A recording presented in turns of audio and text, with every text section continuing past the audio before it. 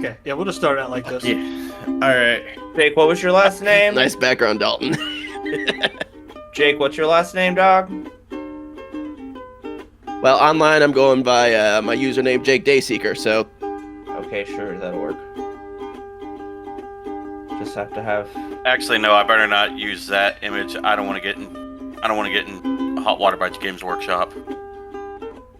Hey, if we could cancel an episode with a Hitler mustache, we can cancel this one too. We didn't do the Hitler mustache. Well, the problem is regrowing because Games Workshop will come after all of our lunch monies. Then what are they gonna fucking do? Try to sue us? Oh no, like I fucking care. Oh, we're gonna sue these guys. I don't fucking care. You can suck my dick. Your civil suit means nothing to me, cunt. Dalton's not going to be civil about it. No, I ain't. I ain't gonna fucking give a shit.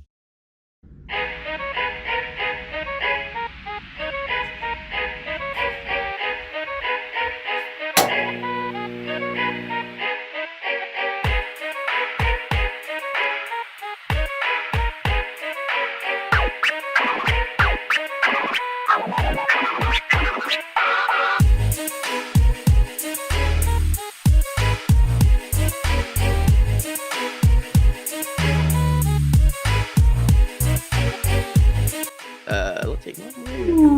Welcome to the Mementomorons podcast, the show so directionless it makes a car crash look like precision engineering. 5 guys, 1 mic, and 0 talent.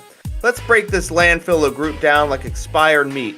You got Matt, the token skinny Mexican with a weed budget higher than his IQ. He contributes less to the show than background static and only speaks when the THC tells him it's a good idea, which is never.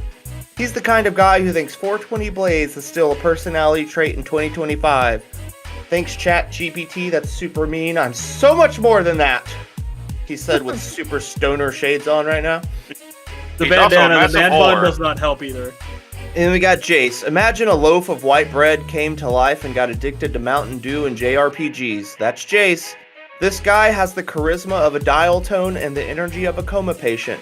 If being boring were a job, he'd be CEO. The only thing cardboard about him that isn't his personality is his gamer chair, which is definitely sagging under pressure. Then we have Dalton, the self-proclaimed intellectual of the group, which is like being the tallest dwarf at the circus. He's loud, wrong, and built like a broken vending machine. An electrician who still can't connect the wires in his brain. If yelling over people was a skill, he'd be world class. Too bad he's just shouting half-remembered Reddit facts like they're gospel. Oh. Then we have... Connor's like, it's me next, damn it. Connor, this guy is what happens when you raise a man-child on hentai, Doritos, and a complete lack of self-awareness. He peaked sexually at 25 and has been dry and delusional ever since.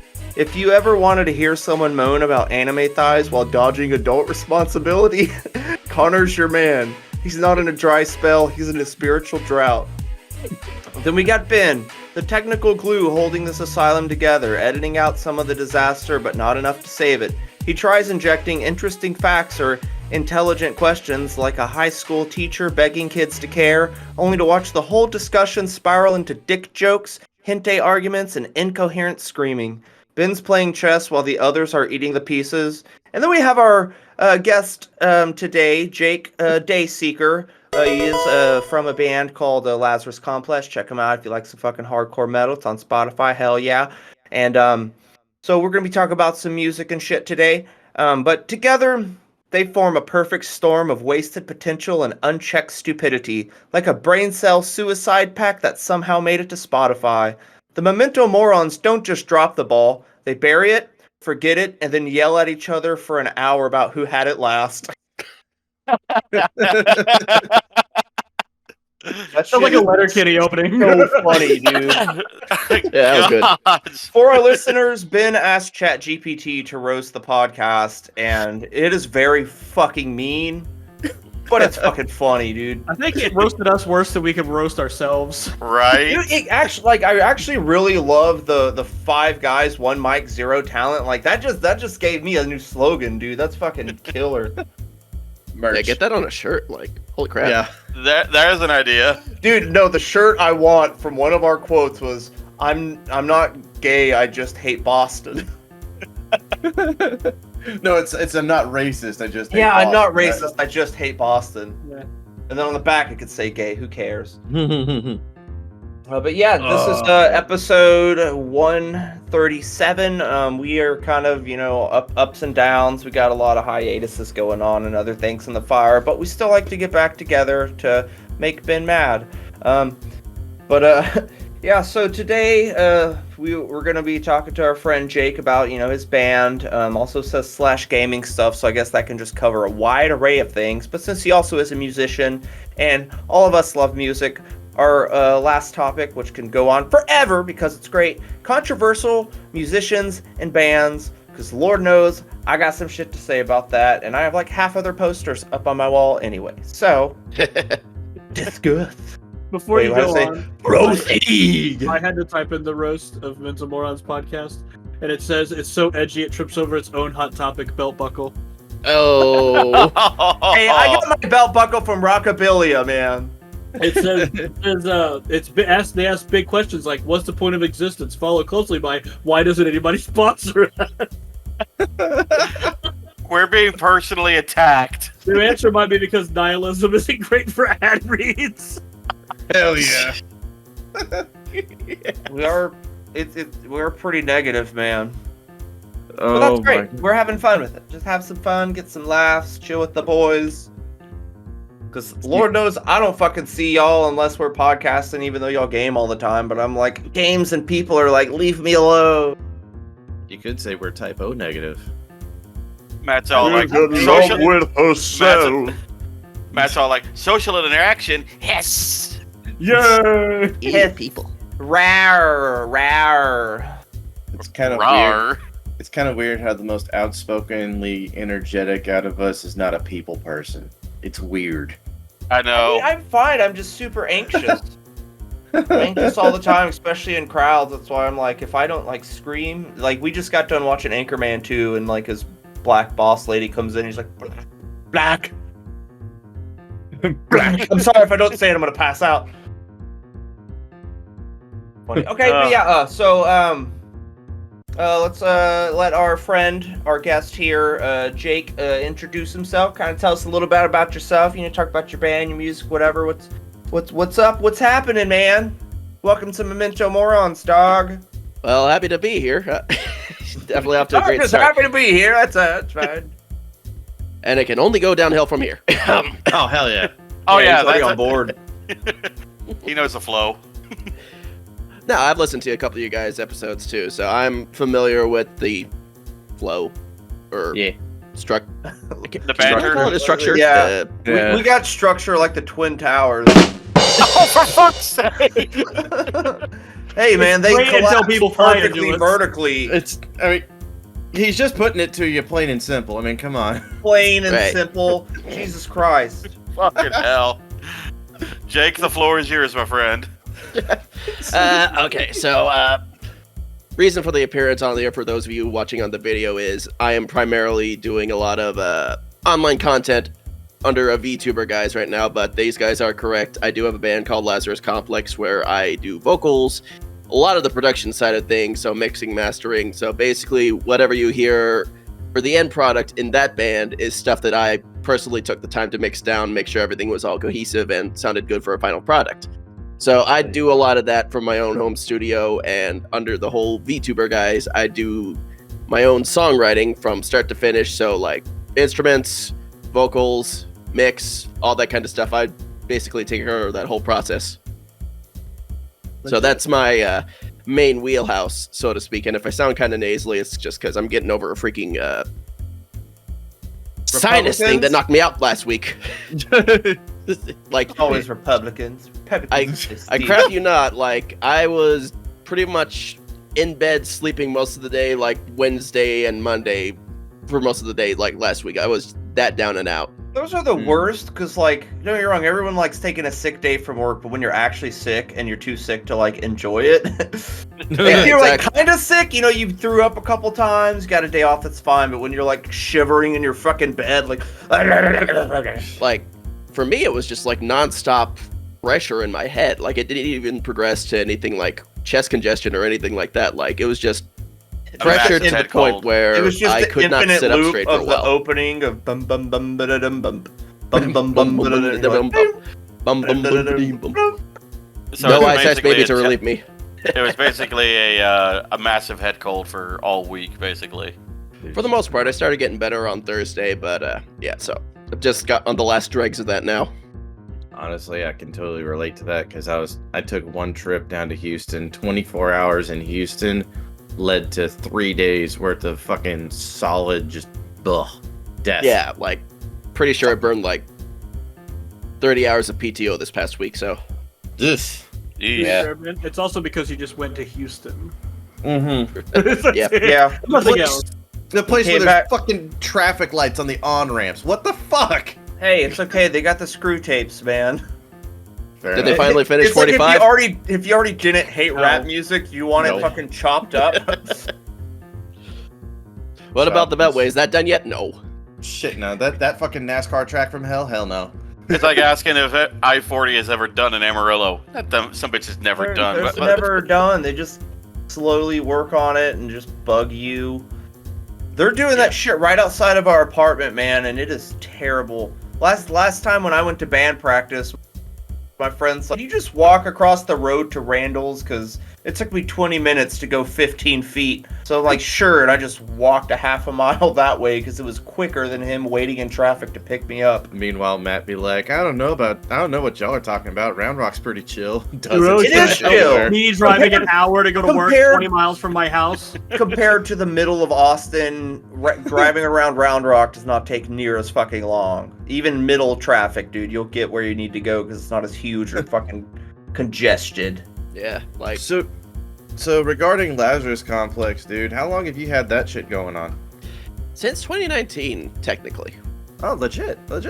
Yeah, so it started as a weird, well, I wouldn't say a weird thing. It all started because me and the guitarist met at a live show that we both attended when I was living in New Jersey. We were both following the same band, pretty cool people. They're not really active anymore, so that's kind of a sad thing, but we met there at the show, and the band actually pulled me up to do guest vocals Oh, legit. because I had at the time covered one of their songs on YouTube, and they caught wind of it. That's Nice. what's up. That's awesome. Hell dude. yeah. And so that was my first time actually meeting that band in person, but they immediately recognized me as soon as I walked in the door, which, again, 5'11" guy, bald, bearded, that kind of stuff. Like, sure, on uncommon sight at a metal show, but at least tall enough to be noticed if you recognize my face.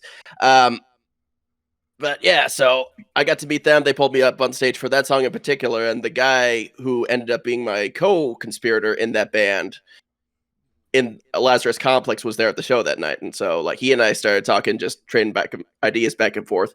He wanted me just to do one song, which then cascaded into doing a whole album for that first release that he had on the back burner for, I want to say, the greater part of a decade. So that's literally how it got started. Just both of us recording in our bedrooms and then just starting to toss stuff out on Bandcamp. Hell yeah, dude. It's legit. What's up, man? Being able to get on stage with one of your favorite bands. Like, one of my first concerts ever was I Wrestled a Bear once. Oh yeah. And I was up at the front, and I see this dude. He gets the guitar and gets on stage, and I'm like, lucky bastard. And then I turn, and the bass is right here, and I'm like, oh shit! Ah! And then, like, that guy jumps off, and, like, then I got to meet them afterwards. I got to pet her dog, and then when I saw them again, I did a lot of my favorite metal bands as cartoon characters, and then they had a song called "Tastes Like Kevin Bacon," and I had a shirt that was Kevin Bacon's head severed with 2 strips of bacon under it, and I had that Okay. drawn in the middle. And then, like, the second time we saw them, man, like, I just waited after the show. It's like, I drew this for y'all, and they're like, this is going right above our fucking fireplace, and it was like super cool. It was like real chill. That was awesome. They Jeez. did the band version of like the parent, the supportive parent. It's like, we're putting this right on the fridge. Right on. It might still be in some storage somewhere. They've been broke up and everything for a while, but it was good. Good You just see stuff. one of them sitting there looking above his fireplace, sipping some coffee. Like, yes, Mm-hmm. Yes. quality. Dude, I'm reminded of whenever we went to the to that performance with the fucking Tool / Perfect Circle tribute band. Oh yeah, dude, that was a good tribute Yeah. show, man. when Dalton. I was don't tripping remember balls. much of that show. Dalton- remember, To like, be 3 fair, things of that show. those little CBD gummies like weren't even that intense either. No, So, like, I the was first- already drunk, and I Yeah, was you doing were. that, and it You was were like, almost to the point of obnoxiously drunk. When you're yelling at strangers on just walking, we're like, "Hey, I like your hair!" Like, dude, just chill for a second. That was off the show. Like after we started doing the podcast and everything, and Dalton was like, "Oh, you like podcasts?" and start passing out the Dude. cards. His drunk obnoxiousness came in so handy because there was that one guy who just would not stop talking. He went on this huge long rant of how he got pulled over in like and how Dallas he doesn't somewhere. like cops and shit. Dude, and I was just like, dude, stop. Please stop. And then when he's finished talking, Dalton's like, I gotta be honest, bud. I don't understand a word you just fucking said. And I was like, dude, yes, it's like just go somewhere else, buddy. Come on. My favorite part, my absolute favorite part is when Dalton finally listens to some A Perfect Circle songs whenever the band comes up, and he's all like his head's going back and forth, and he's like, I just lived through 500 lifetimes. I saw the cosmos. It happens, man. He saw were the like- gods. They were legit good, bro. Like when Yeah. the first song came on, and then like because the opening band always has to prove itself Yes. every Oh, yeah. time, and so they did their first song, and like I was like, all you heard was like, that was really fucking good, and I was like, I'm vibrating right now, and like it was fucking great. That was a great night, dude. Was that also the show Ben hurt himself? No, No, Ben that hurt was himself when we Carnifex. went to see Carnifex. Carnifex. Okay. Carnifex tracks, yeah. that Yeah. was me. Also, I believe I was I drunk for Carnifex as well? You were kind of drunk Probably. for Carnifex. I think, yeah. Uh, But anyway, there was one point when everyone was like, Ben fell over, and people were like trying to pile onto him. And then I'm over like, no! And I'm just like picking people up and throwing him off of Ben. I saved his. I told him like, hey, take it easy. Kind of save your energy for the headliner. That's why we're here. Don't get hurt. This nigga, the second fucking band in, gets his knee. Like he doesn't get hurt. He gets injured. You know when you get injured at a show and like they had to haul him off because his knee got busted open, and like I ended up finding his hat, sticking it on him, and then. That's all right. When we saw Cradle of Filth, bro, I got my rib broken, and it was totally worth it. Oh, my cousin Ooh. Teddy at the Carnifex concert, actually. Dude, it's actually funny regarding the Cradle of Filth concert because Matt's like, I think my rib's broken. I was like, let me check. I did a hard turn. You all you did was hard turns the whole ride home. Like Totally worth it. It's still worth it. Dalton's like, what the fuck? And then Matt's like, it's okay. It makes me feel alive. We need to go It to more is. concerts as a group. Goddamn. Yeah. Oh my I mean, gosh. I'm taking you to see the symposium, and that they're gonna be great. They're super chill. And Ben and I are going to go to Lamb of God. I don't care if anybody Oh, else Lamb of joins God, us. good We're going to stuff. Lamb of God. It's in Oklahoma. Lamb of God was one of my first big shows, man, and that It's- was terrifying. It's I was, list. dude. Whenever they came out, like the lights went, I was in the middle of the pit, and I was like too baked as just a high school kid, and I just start backing up, pressing on people, because it was World War III. I saved a dude getting trampled, and then when I got under him, I started getting trampled, and I had to do like a He-Man, like not like this, and blah. Well, That shit was wild. That was so cool. well, Matt, if you want to tag along, general admission right up there is I think $80.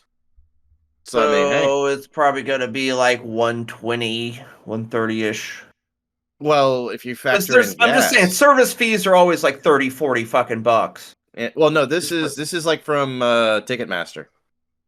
So Yeah, like everything's included. Yeah, but even Ticketmaster has like $30, $40 service charges. The Oh, ticket they may do, be yeah. $80, but the service fee for using Ticketmaster is going to be like $120. Fuck it. I They have just extreme got done midget buying. wrestling. Huh?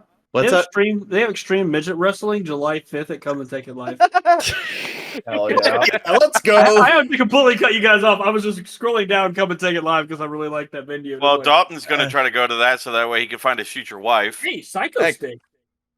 Hey, Oh shit! I can only count to 4. you can only cut the four. August 16th, actually. Hey, Connor, what's up? You about to take a nap? Wake up there, bud.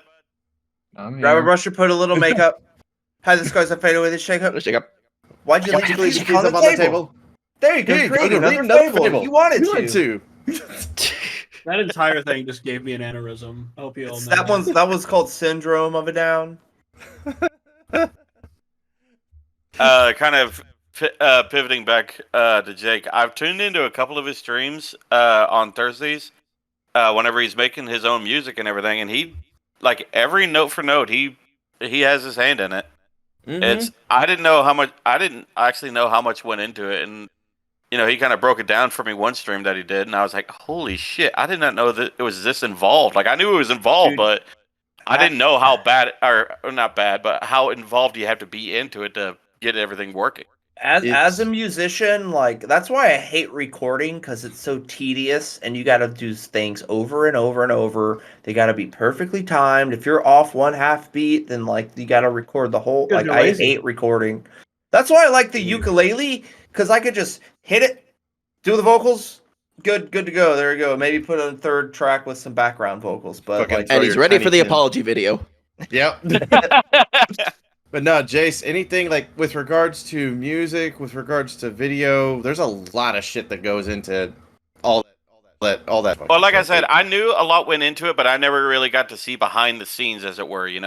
Oh yeah, Yeah, no, there's. well, he's seeing it from a single musician standpoint, where I'm programming in drums and stuff with like MIDI and stuff, and the different Yeah. processing that goes into that.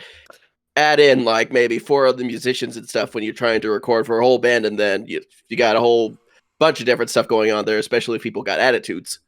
What, oh yeah, dude. Just on the content creation kind of side, because like you and I come from a similar sort of background with regards to media, like not so much music on my end, but just media editing in general. What do you use? Do you use like Pro Tools, FL Studio? What's up? I use Reaper. I Oh, started legit. off using Pro Tools for a while because at the time when I was in school, I was like, oh yeah, this is the industry standard. But they make it such a pain in the ass to actually get set up and use Reaper to where you have to have specific hardware in order to use it. Oh, you And mean then you've Pro got- Tools? Yeah, Pro Tools.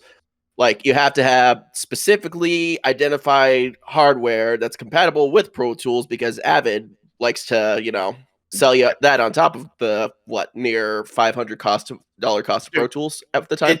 Dude, it's like a $300 USB stick that you need just to access the shit. Like, Well, that's like an iLock on top of the M Audio stuff that they required you to use at the time just to be able to use it. Like I remember when I first got like Pro Tools LE, which is like the very, very basic version of it. You had to have the MIDI keyboard that came with it at the time plugged in at all times in order to be able to use it. yeah.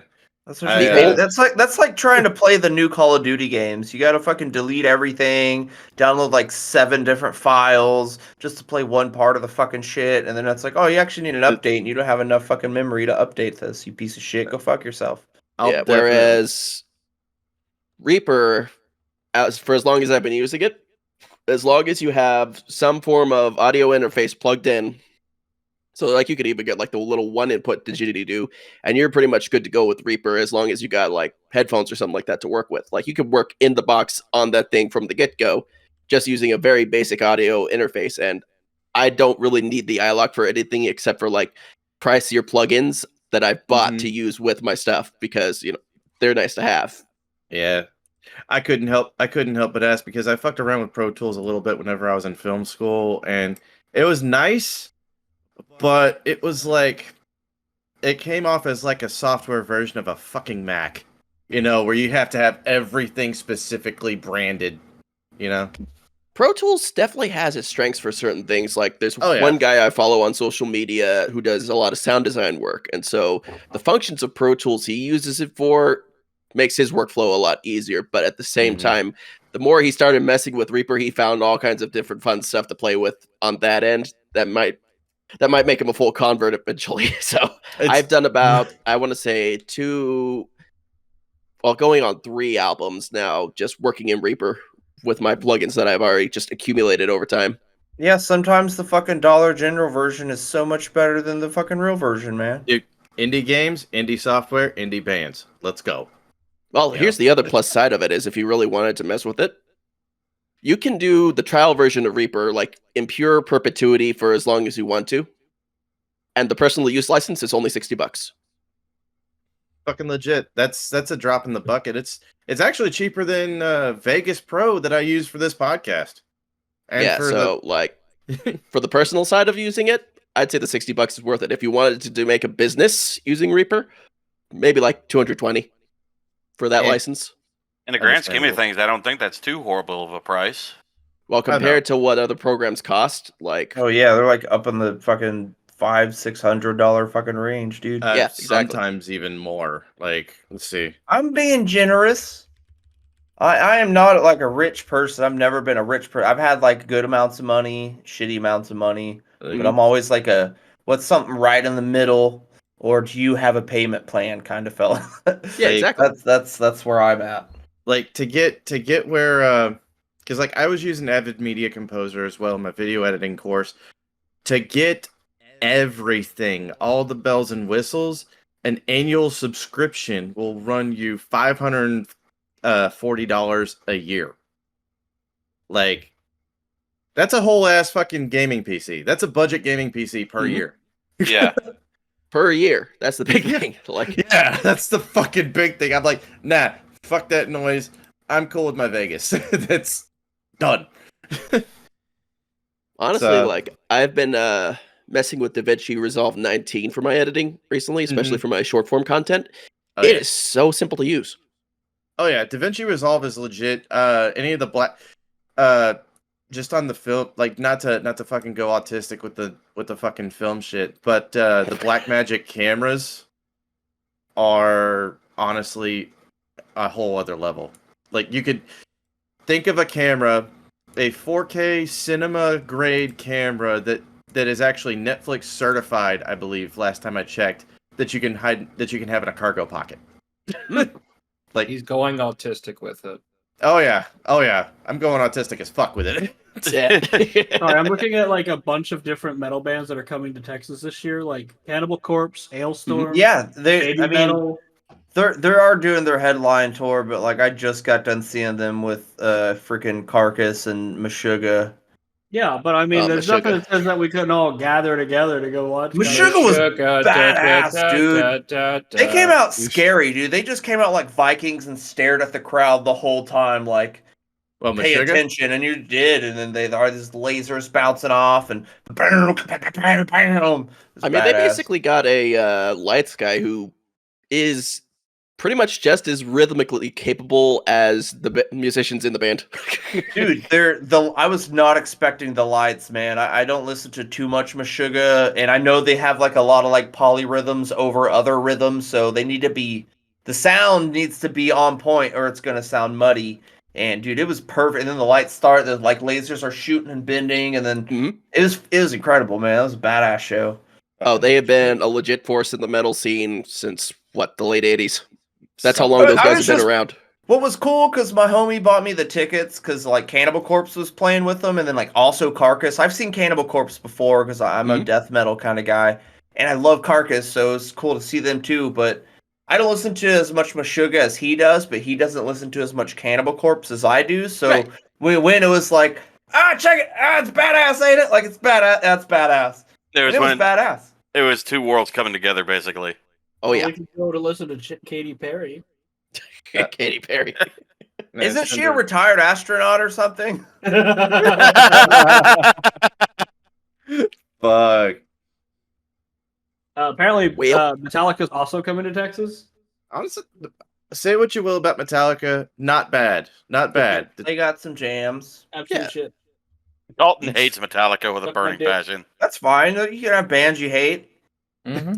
There's bands I hate, like, and a lot of the bands I love, a lot of people fucking hate. Like, the hate Sleep Token gets is the same hate Ghost gets, but Sleep Token gets that same hate from Ghost fans, which is like it's so weird. I do like Ghost though. And I like both bands, honestly. Dude, the new Sleep Token album is fucking killer, dude. It's really good. They're both great bands. I think for tomorrow.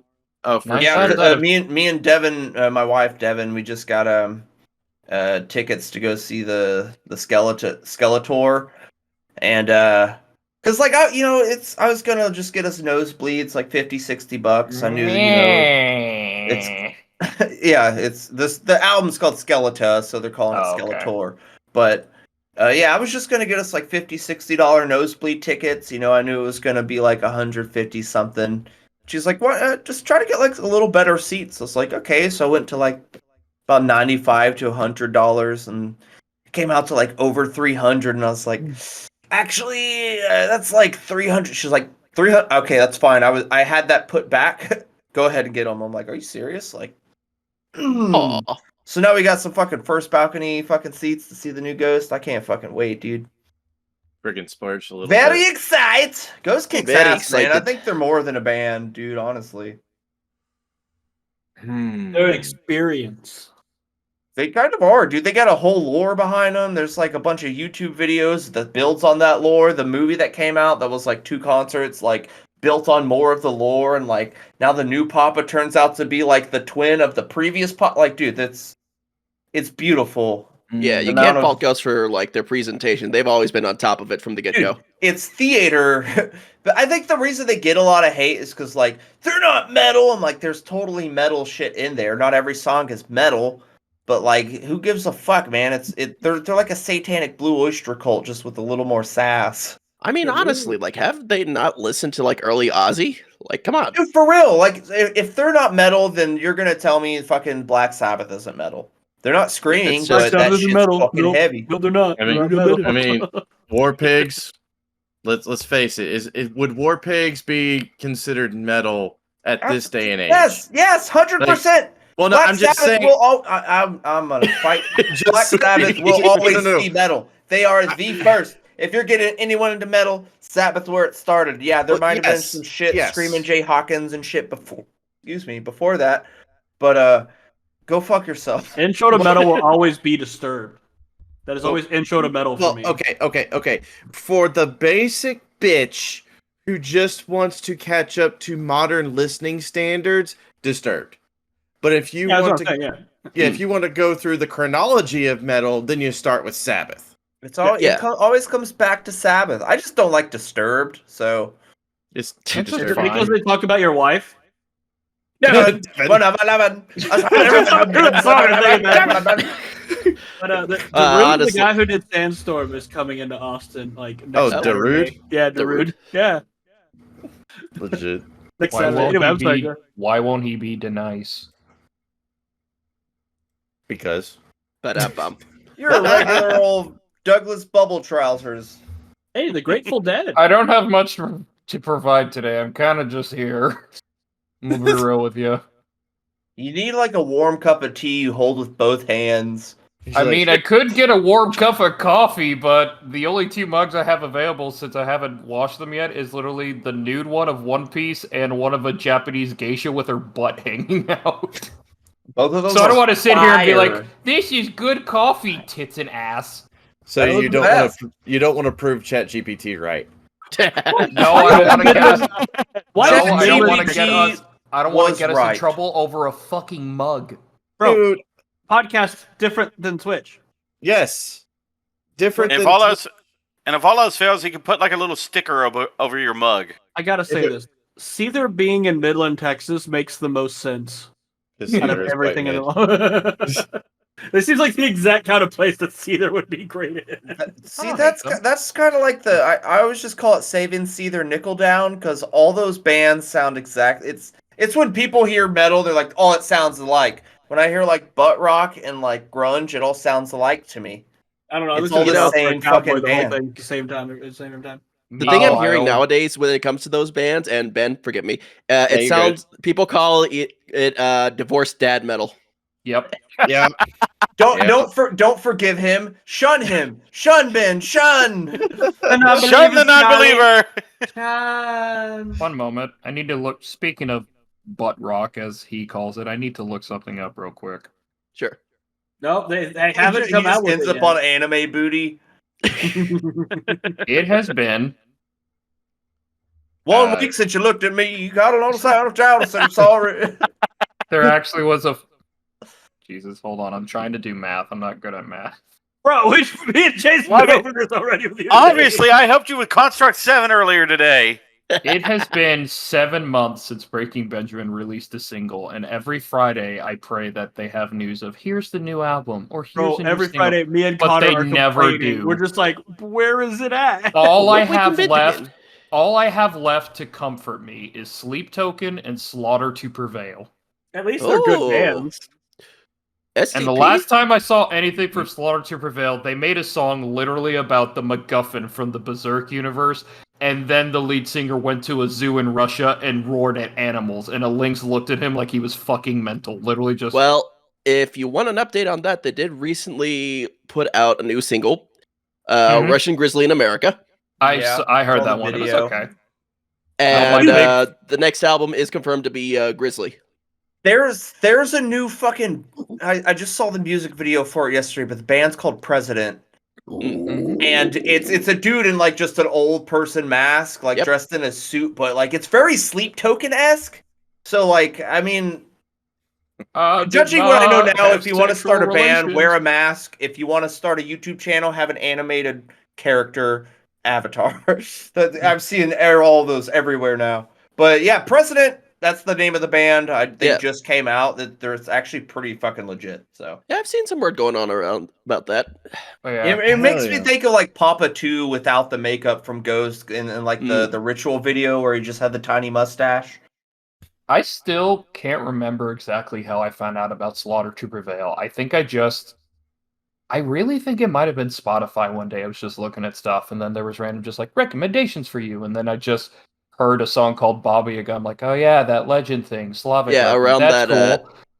Around that time period when they were releasing Demolisher and Baba Yaga, that's when they viral. Yeah, and then immediately Mhm. I learned of Baba Yaga. I was like, they have a music video for it. It's literally just them eating body parts. There's a bear in there, there's a tank in there, and I'm Yep. just listening to it in general thinking, why is it that foreign death metal or deathcore hits better than anything to me? You could also. And then I there- listen to... Sorry, go ahead.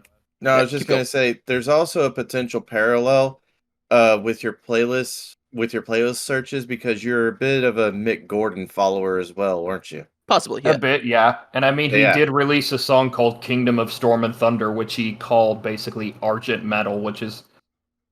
I don't know if it's a legit music thing. It's just what they It's call become a music thing. that sounds like Doom, yeah. It's become a thing on its own now, and people are making all kinds of tutorials and like videos on how to produce an Argent Metal song, which Yeah. tie into what I'm doing. I actually started writing one. Oh, that's Hell cool. yeah. I'd love to hear that. Speaking of which, yeah. what would you kind of classify Lazarus Complex, anyways? Definitely under the metalcore, deathcore umbrella. So sort That's- of like I guess it'd be in the same wheelhouse as like All That Remains, kind of, sort of, or Definitely not as melodic as All That Remains for most of our catalog. Yeah. So we're definitely leaning heavy on the more hardcore aspect of our sound. You know, the growling vocals, breakdowns, that kind of stuff. The death metal influences too. Like the newest LP we've been working on is very much a callback to the Northeast hardcore roots in a lot of the writing. So you're thinking about bands like Terror, Hatebreed, those kind of guys, like those sounds coming into play. And also it's a very confrontational album. Both of us growing up in the Christian Catholic side of things too, and seeing kind of what's rooted and taking place in the basically in the religious sphere, and basically a very angry rebuke. Oh yeah. Hell, nobody's. Let's face it. Nobody's without a bad story, or a bad a bad backstory. That's a majority of what that album's about, and it's all written like it's probably like the darkest one, and a lot of bands say that every time. It's like, oh, this is the darkest, heaviest album we've written. Like, no, we've actually locked in and gotten like way more aggressive on this album. Meanwhile, Christian rock bands, Jesus loves the little children. Actually, well, the thing is, It's like there's a song on the radio in the first episode of Moral Oral when they're on their way to church. It's just like, burn in heaven, burn in heaven, and freeze in hell. Bro, we did when one of our VR chat streams, we legitimately were rating adult cartoons. Moral Oral came up. On principle, we had to dump that in the nowhere tier because that show is completely fucked. Pretty fucked. He gets addicted to crack and gets everyone pregnant by jerking off until when they're asleep.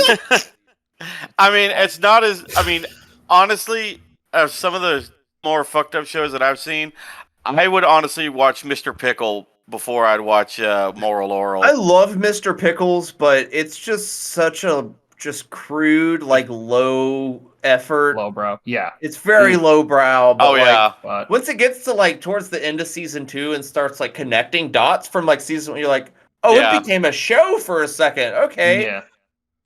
But like, yeah, that show's wild.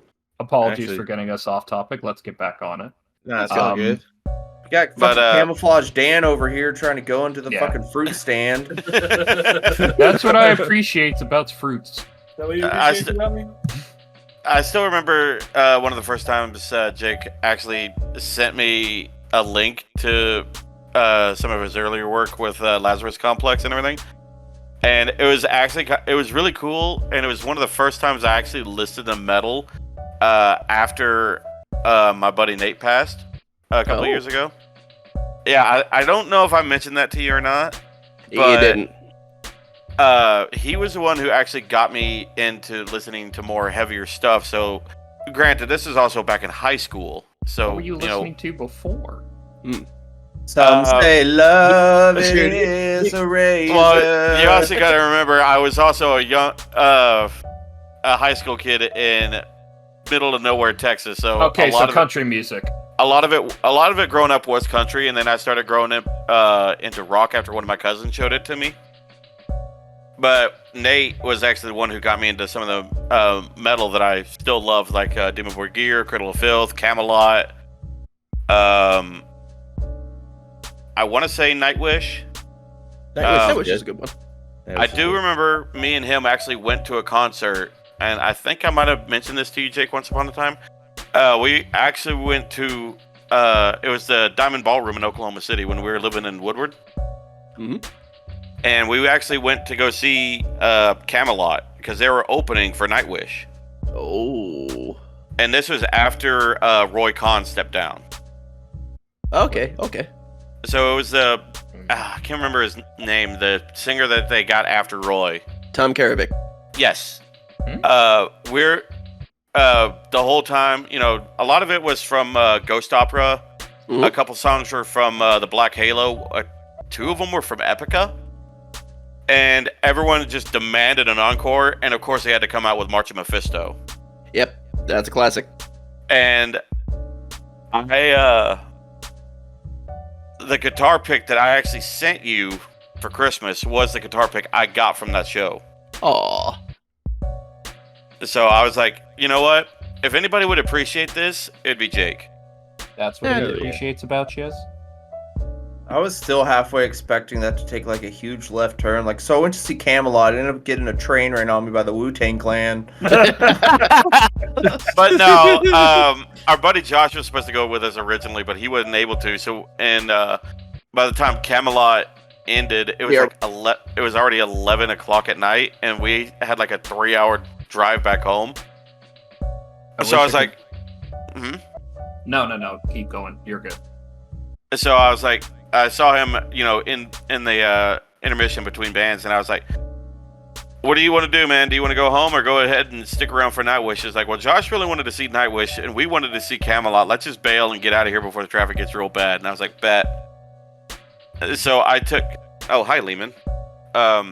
Yeah. I drove the whole way back to back to our apartment, and my boss was looking at me because I requested 2 days off, the day of and the day after, and everyone was like, "Why are you taking 2 days off for a concert?" I was like, "Dude, it's a metal concert in the Diamond Ballroom. It's not the biggest venue. I'm going to be deaf the next day." And actually, whenever you mentioned collaborations, I was reminded of the recent collaboration between Lacuna Coil and Randy Blythe of Lamb of God. Oh, yeah, that's a good one. It's a damn good one. Hosting the Shadow. If y'all haven't heard it, it's definitely worth a listen. I had to do a bit of a deep dive into all the shit that he's done. He's actually done shit with A Life Once Lost, Overkill, Gojira, I Hate God. It's with What the do you want in your E face though. name? Yeah, Bad Brain, Soulfly, Clutch, Body Count, Devil Driver, Suicide Silence, Doyle, and he was even part of a Doyle. super group. Oh, Doyle rules! Doyle rules! My grandfather's name. He was even part of a super group called Teenage Time Killers alongside Corey Taylor. I'm legit. still just laughing at. What's your band's name? I Hate God. Well, okay then. Well, dude, you know what the original name for Lamb of God was? Burn the priest. Burn the priest, yeah. Thank you. And then they Yeah, didn't want to seem like they were just a satanic metal band. So Yeah, I they could went with kind Lamb of of God. understand. I could kind of understand why they went with the name change. Burn the Priest, like that Burn the Priest album, like it's hard, dude. It scares you when you hit play because it just you're like, but like yo, that shit. I remember there was like the special needs like Mexican dude in our high school, man, who like really loved metal, so I kept burning him fucking CDs, and he'd be like, "Yo, dude, Burn the Priest, man, hardcore, man." Like, I'm glad you like it, buddy. I have the Here's as blood runs black. I have the Another mental image.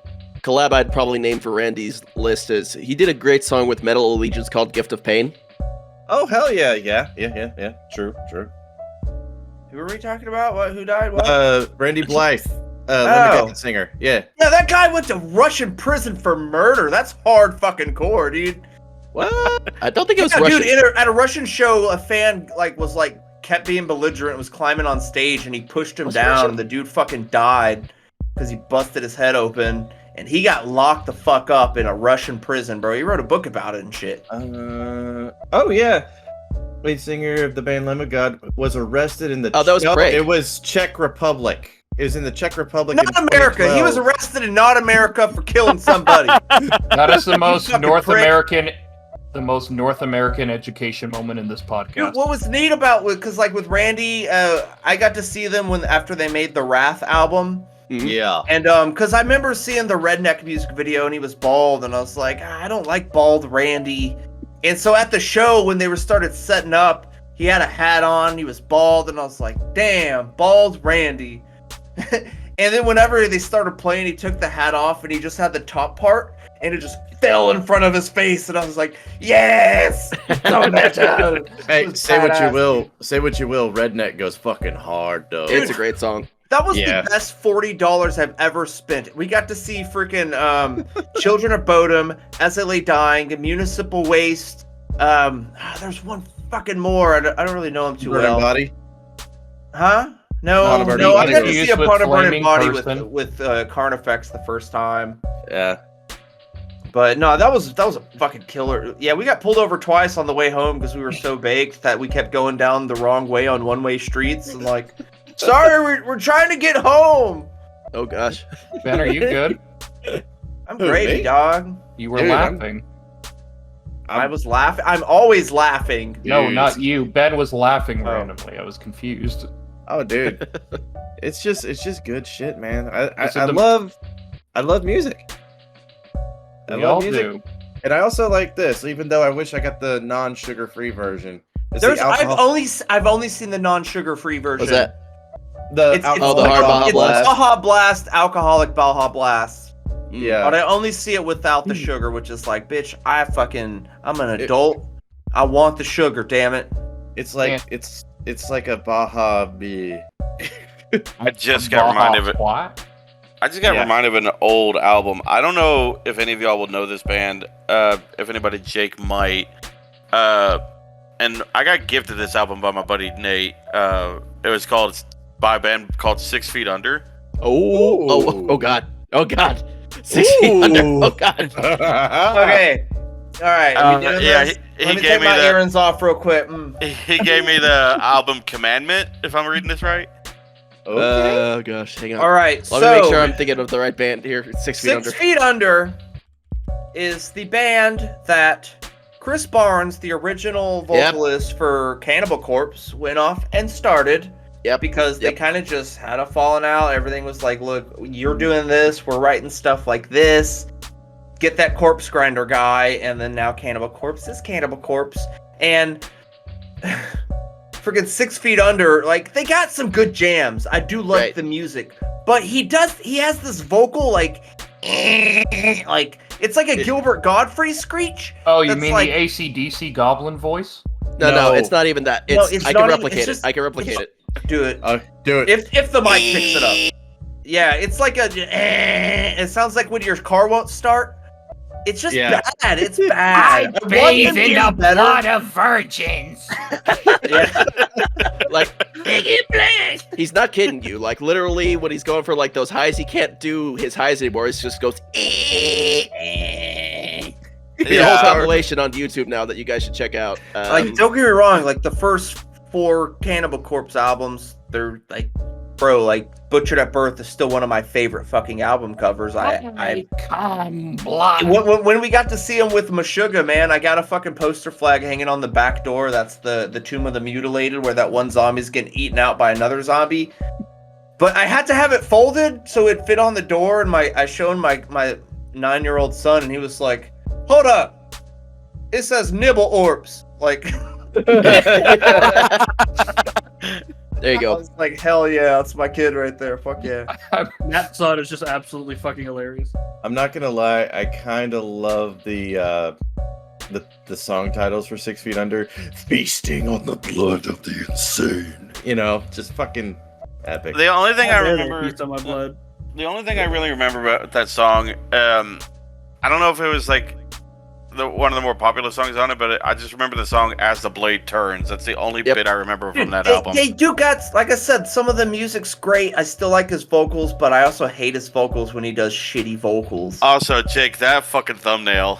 Yeah, like, it's gotten notoriously bad where if you listen to a compilation of Chris Barnes' vocals from when he was in Corpse till now, like, even the layman can notice when his voice has just started to go more and more shot. It falls off, man. It just falls off. And he's also kind of like an arrogant little prick, too. Yeah, he help his case. He's kind of a prick. So he goes from murderous gremlin to bad starter. Basically. I mean, there are vocalists that, like, you kind of put to like a cryptid. Like, for me, when I first heard The Devil Wears Prada, I was like, he sounds like a witch. He sounds like a goblin witch. And, like, with Lorna Shore, Jesus Christ, that dude is a demon. Mm-hmm. He is such a demon, bro. Oblivion came out, their new song. Dude, Lorna Shore fucking kicks some ass, dude. They do, I mean, yeah. I'm still surprised at some of the highs that Shagrath was able to get up to. Dude, that's one reason I really love Cradle of Filth. Because that little 5-foot man has such a range that he could go from Danny, like, super low to just...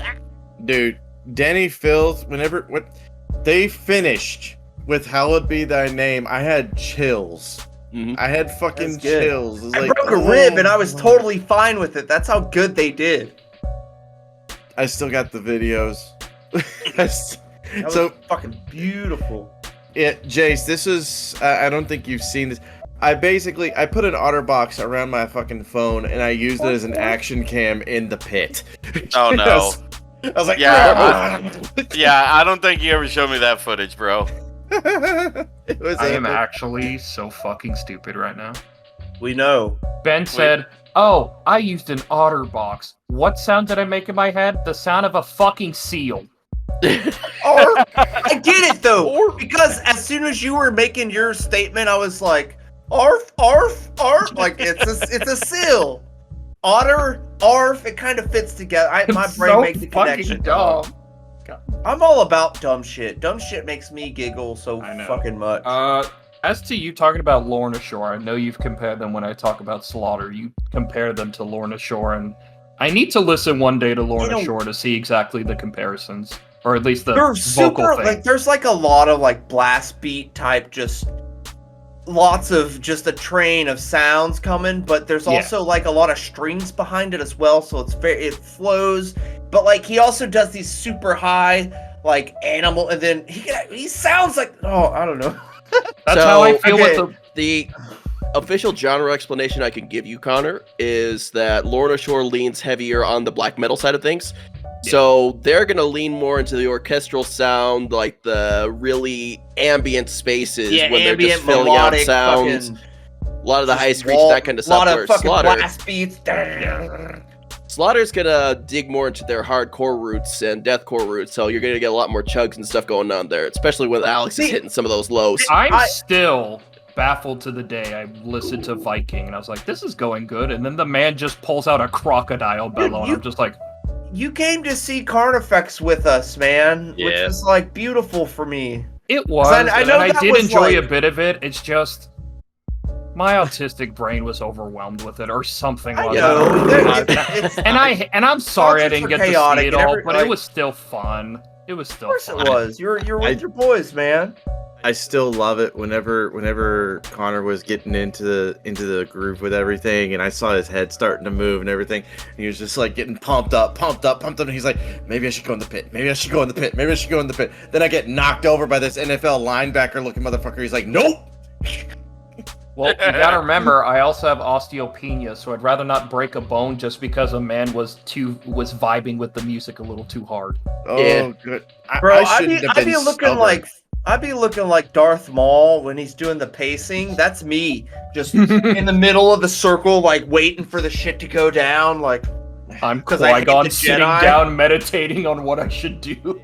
Admittedly, Matt and I are two different kinds of moshers. Matt is a go with the flow. He's knocked around by the current and everything. I'm past time going everywhere. I'm past 30 now, so I'm kind of more like I like to be in the pit.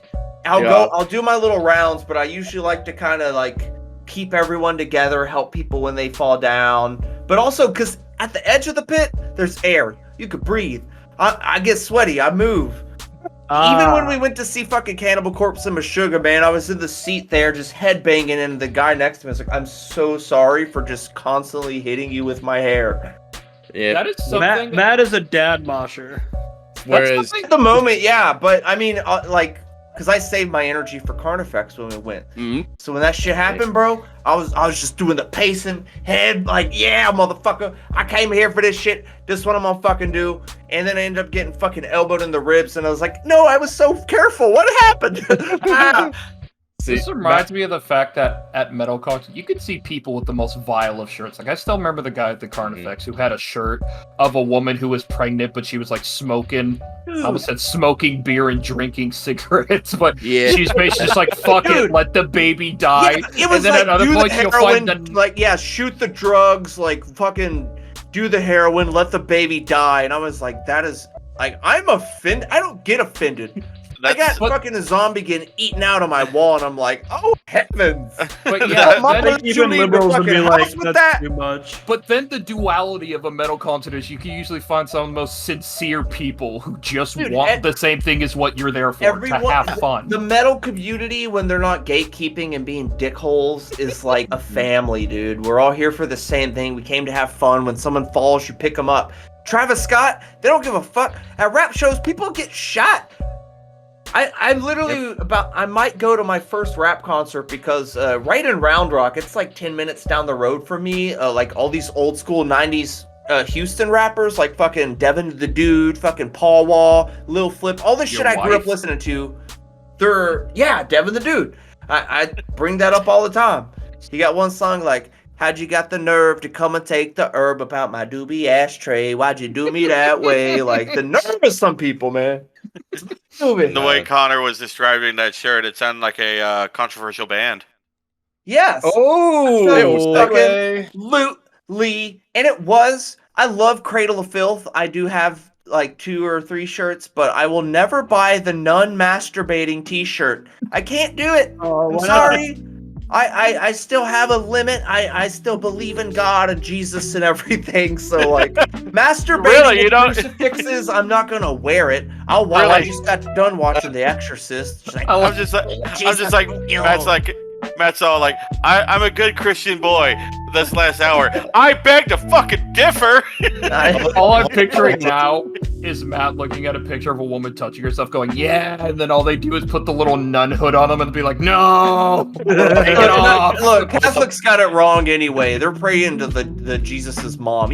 Jesus' mom didn't save anybody. Okay, Catholicism's fucked up, man.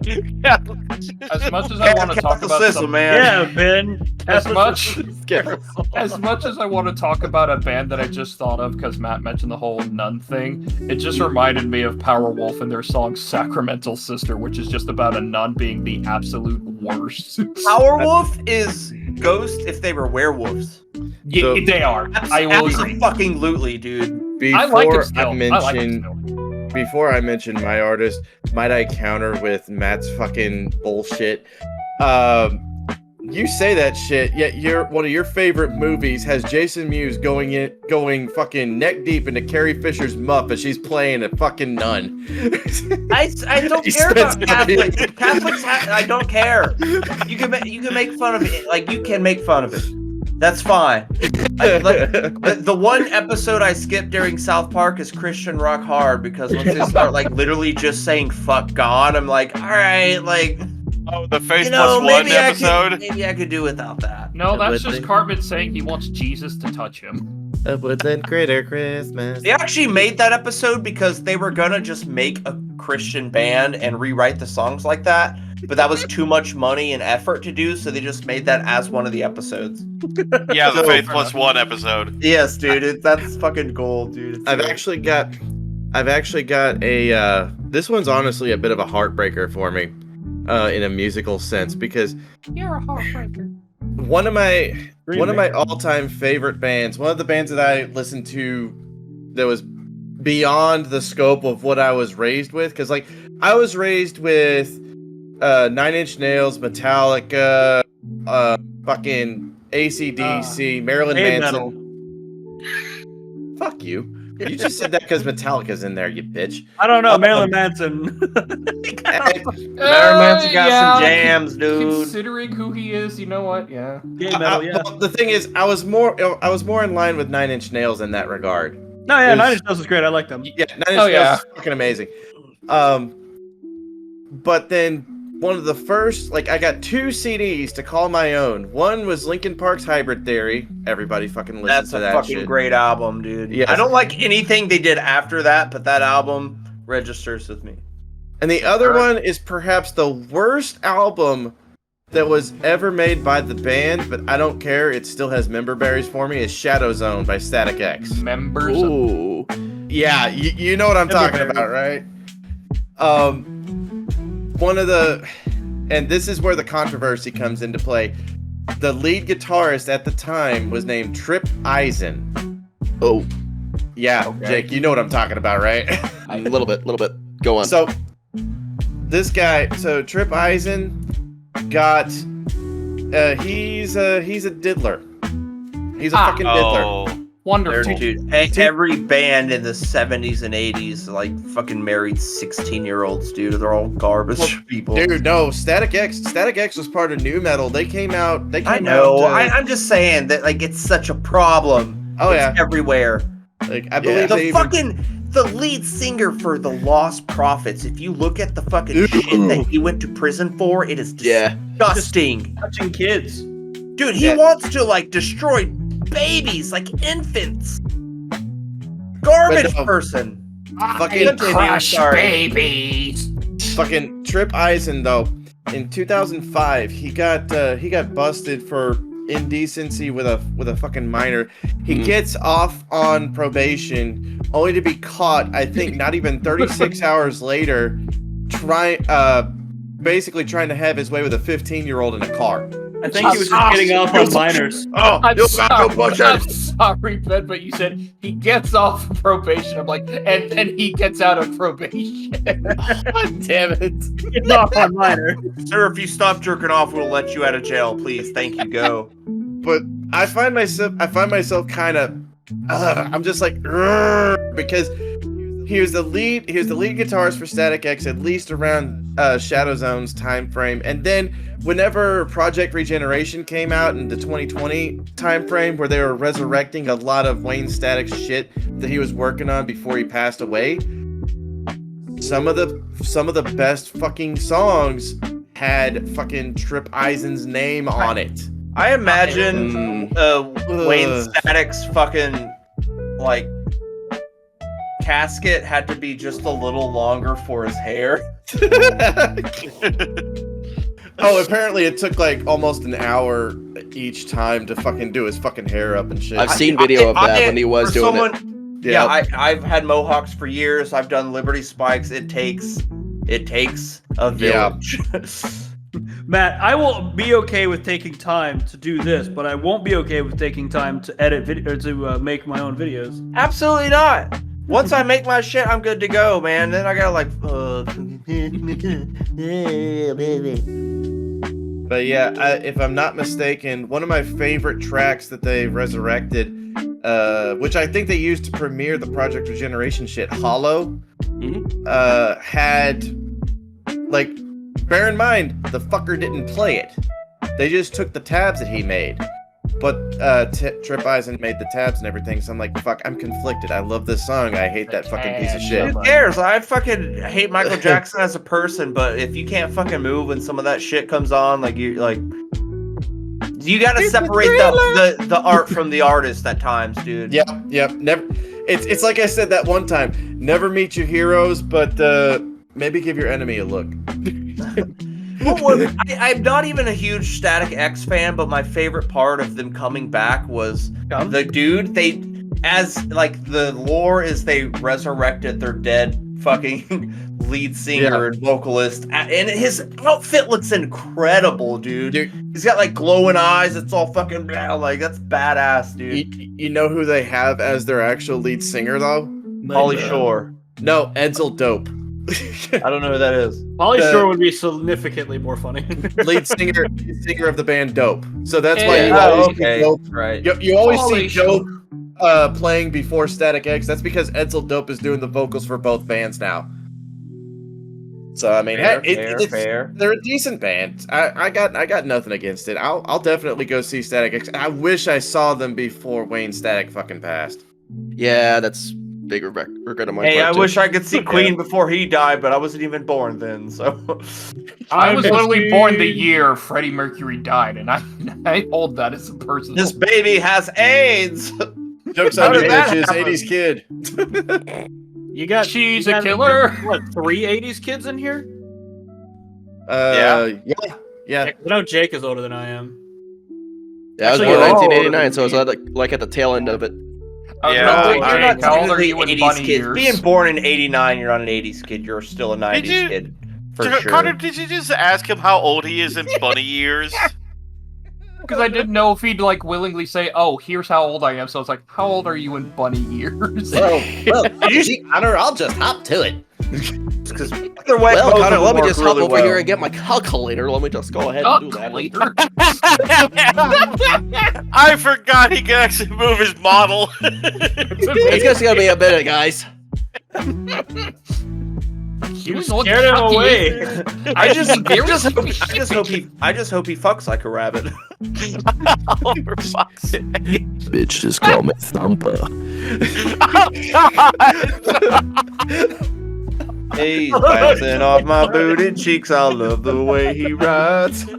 I hardly breathe when it's pumping deep inside.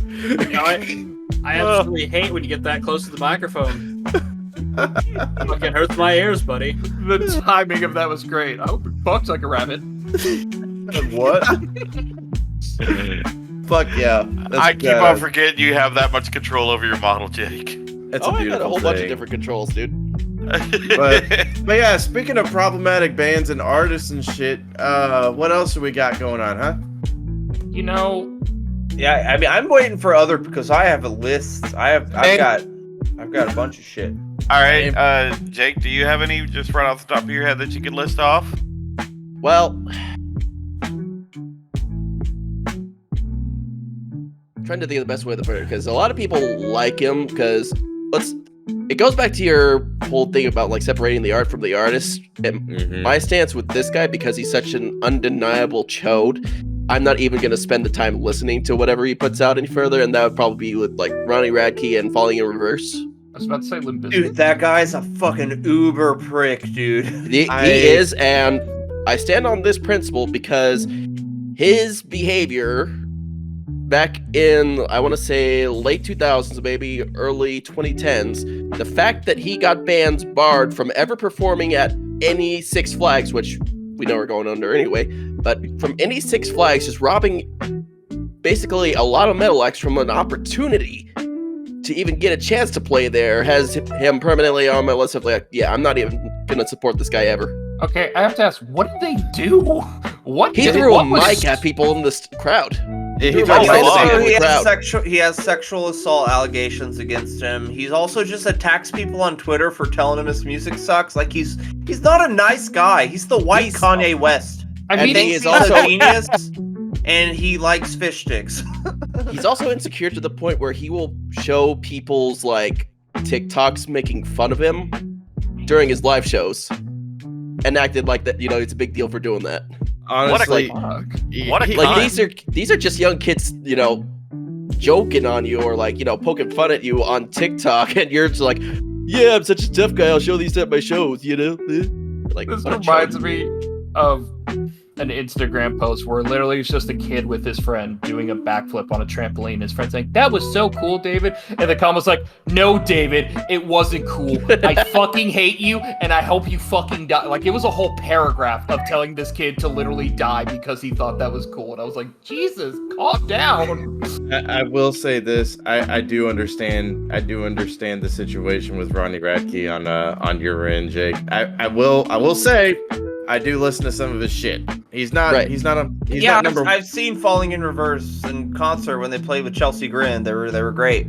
Like they got good stuff. It's just that the lead singer himself is a bit of a self-righteous prick. A bit of okay, let's go. I say things nicely. If you get me to go fucking gloves off, then you know you did something fucked Yes. up. He's a total ass. I'll just call it. I'll just call it how I see it. From what I heard about the guy's a total cunt. That's kind of the only comparison I can make to that is I made the joke earlier when I said Limp Bizkit, but from what I've heard, Fred Durst is an absolute POS. Fred's Honest- chilled out over the years. Yeah, he's calmed down a actually lot. not now. Like he's like way more chill. Like he's like a super dad. He's like- leaned into the dad jokes about him. Yeah, he's definitely like he's playing up to it, man. Like Fred Okay, Durst 'cause gets I a lot of remember- hate, but Because I remember like, man, I'm sorry, but if break stuff comes on, you ain't want to fucking start thrashing, dude. Then like you're I lying get to that. yourself. At the same time, like I have that vibe too. It's like, do you like the guy? No, but do you want to break stuff? Absolutely, he But the ruined thing is- Woodstock. Yeah, he got in trouble at Woodstock. He's like, that ain't my fault. Fuck you guys. And it's like, Well, the thing is with Fred Durst and everything, and it's actually kind of funny that you mentioned him because I was going on a bit of a musical deep dive with various artists, kind of prepping for this shit, yeah. and it just so happened that Limp Bizkit came onto my came They're on my definitely watch one of list. them, dude. Fred Durst, he actually kind of hates how his music was portrayed in the late 90s and early 2000s because he was for all intents and purposes the fucking nerdy kid who was picked on, thrown into lockers and everything, shit like that. He used music as a means of, you know, trying to basically bring all that shit out. And then he finds out that the fucking very bullies that he hates listen to his music, and he's like, God fucking damn it. Oh yeah. Why did I That's just picture? why At the Drive-In broke up, because they're like, dude, we keep getting put in this box of like we're a hardcore band, and they're fucking not, and then people are like not listening to why Like- they're writing the songs, and Like, Meanwhile, I just have the vision of Fred Durst with someone. I like you. Don't come to the concert tomorrow. but no, like, He was one song away from being the quiet kid. like in all honesty, it's definitely worth looking into. I should. it- 'Cause I only know that he was like an absolute d-bag at Woodstock, and I did not know he apparently had chilled out. That's the thing though. He wasn't even a d-bag at Woodstock. He just basically played things. he the played way his songs, and everyone started burning shit down and tearing stuff down because Yeah, like that's how it goes sometimes, man. Hardcore, dude. I mean, he was Hardcore, dude. he was in with Jonathan Davis and Eminem at the time. But with how Woodstock '99 came out, Jonathan Davis talked shit, And so that basically burned that bridge and everything. So, you know. See, and if we're talking about people that if they weren't musicians, they would be serial killers and controversial musicians, you cannot not bring up Gigi motherfucking Allen and Gigi Allen and the Murder Junkies. Oh, yeah. Because that dude I'll be right back. was fucked. All he had was like one pair of pants, like 2 shirts, did a bunch of drugs, pissed on stage, shit on stage, cut himself, raped people, fought people. I'm pretty sure he had AIDS, and he just gave it to people at his concerts.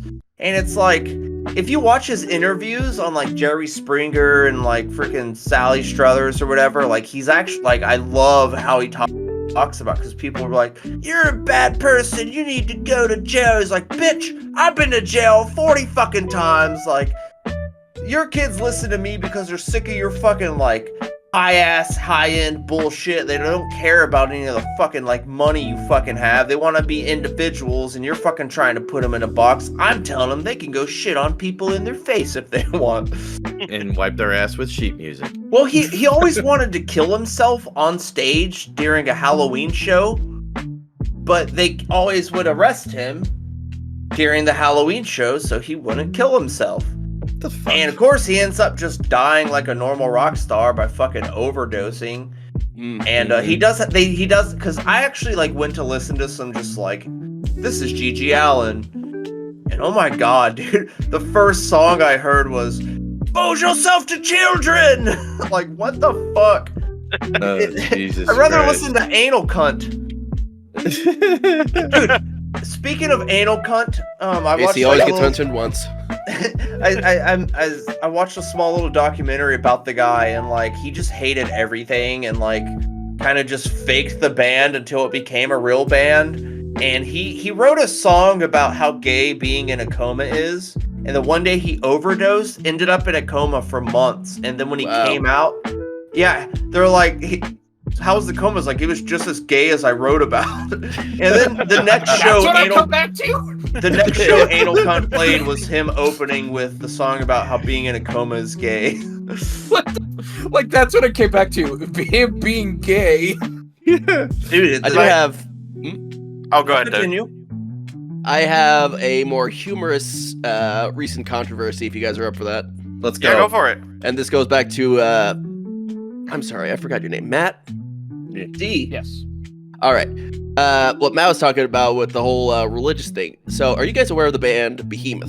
Yes. Yes, absolutely. Super satanic. They actually are legit Satanists. So, yes. So, they had a recent uptick of Christian people commenting on their Instagram posts saying Christ is King.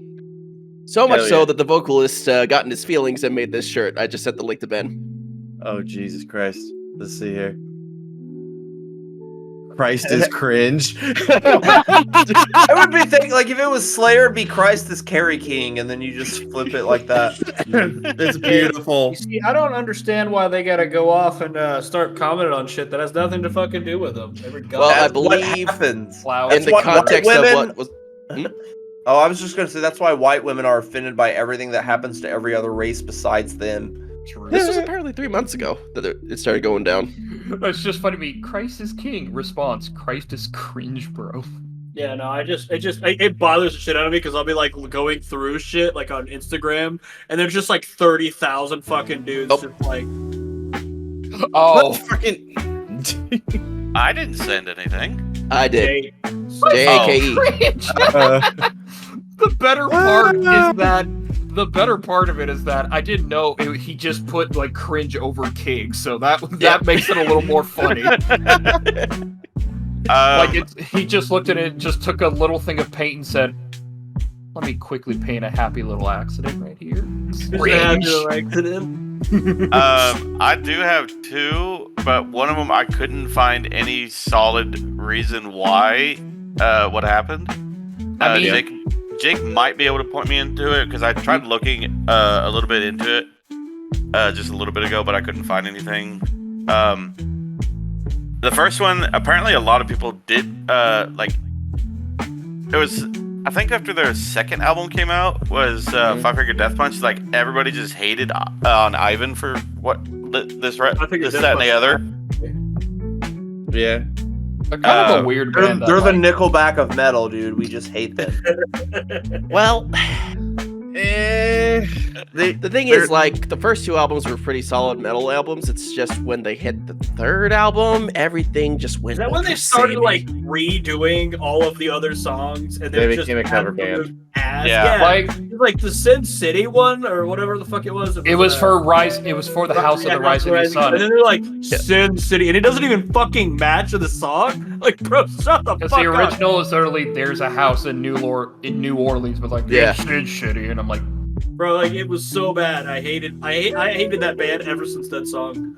Yeah, I mean, it's they just the got only- ultra formulaic, I Yeah. guess like Disturbed. They got ultra formulaic. I can only think of one song I listened to that wasn't part of their ultra formulaic bit, and it was literally "The Bleeding," which is literally Bleeding, which was good. I still like that song a bit. Bleeding's a It's great just- song. Yeah. It's just after that I started listening to more of their stuff, and I did get into them for a while, but then I kind of just fell out of it because I was like, eh.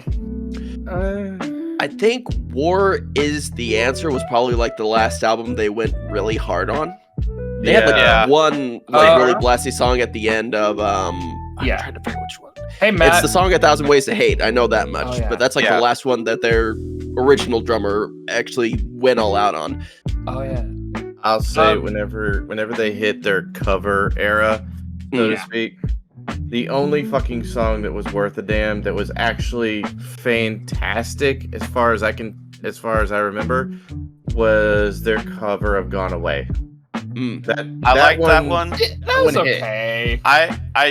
This one's a little bit of a guilty pleasure, but I did like their version of "Mama Said Knock You Out." The one with say Tech Nine? this. Yes. Connor, watch the music video to "Gone Away" and it'll put it into perspective. That's It's fair. better. Also, Matt, I actually have to say this because I think it puts in perspective. Matt is one of half the reasons I got into the music I did. Like, if it wasn't for him showing me some metal stuff, I probably would have just been with my sister in country and rap. And You probably would not have. You probably still would have liked rap though. You still would have Fair. been like, nah. I'm not a fan of Yeah. But yeah, when I I mentioned The love that. Bleeding, Matt actually showed me that song. He said, That's yeah, a this great band song. Five I Finger- like yeah, when you they showed came me. out. That's but, like, still I my just- favorite Five Finger song, The Bleeding. Connor, you and I were fucking listening to Breaking in Benjamin and shit when we were in middle Breaking school. in He's Benjamin. got the big Breaking- bottle. Yeah, Breaking Let's Yeah. break in. middle school Let's and break in shit, Benjamin, so- boys. I'm getting it broken in. I'm more So- grunge. I'm more grunge and hard rock than I am metal. But as I The- said, I can't appreciate a metal. I Like, am so fucking everywhere all the time. Just depends on the mood. The Yeah. other one I would like. I guess it was a controversy. Granted, it from when I saw it was like in 2009. And Jake, you might have heard about this. Why Vortex and Mutus were kicked out of Demo Borgir. Those are No, all never heard of that one. words. I was gonna say that you made that up. All words made up. No, that tracks with Dimmu Borgir. Can you Well, spell that real quick so I can actually? DIMMU space. BORGIR. DIMMU. Yes. BORGIR. Oh, I found it. Oh, it's two words. Dimmu Borgir. Okay. Hey, just one thing. When somebody's trying to spell something out, cannot all fucking 7 other people in here fucking Hey. try to spell it out at the same goddamn time? Shut the fuck up. No. But yeah, they're- fucking, you're trying to type shit out, and then like everyone else, like, yeah, they're like spelling it out a different fucking. And What are everyone's like, some of "Shut up." these? What are some of these names of these people? There's only a guy, vocalist, Shagrath. Yeah, Is he that. a cult. yeah, Is he a cultist for Yog Sothoth? Jesus. Yeah, dude. No. Once you start getting into black metal like Gorgoth and shit, like, dude, they legit. There's a documentary called like the Lights That Blind or something. It's about like the satanic Norwegian black metal shit. And this dude, his name's like Groth or something. But they're asking him like, what is the reason behind your music? And he has like pitch black eyes. He doesn't even have contacts in. His eyes are just naturally black from being evil. And he just sits there with like a goblet and just ponders for a second and goes, Satan. I'm like, what the fuck? Well, the funny thing is, I just looked at like the members of Dimmu Borgir. Literally, their names: Shagrath, Silinos, Dare, Gerlios, Victor Brandt. Yeah, Victor Brandt. Just one guy, Victor Brandt. That's We know who the worst villain one is. of all. Steven Adams. Like, what the I fuck? just love the idea of them introduce themselves like, calling out their names and it's just, "Hi, I'm Victor." That sounds like That would be like if Ghost. Yeah, that'd be like if Ghost 0 Hours like Belial, Behemoth, Beelzebub, Asmodeus, Satanas, James. James.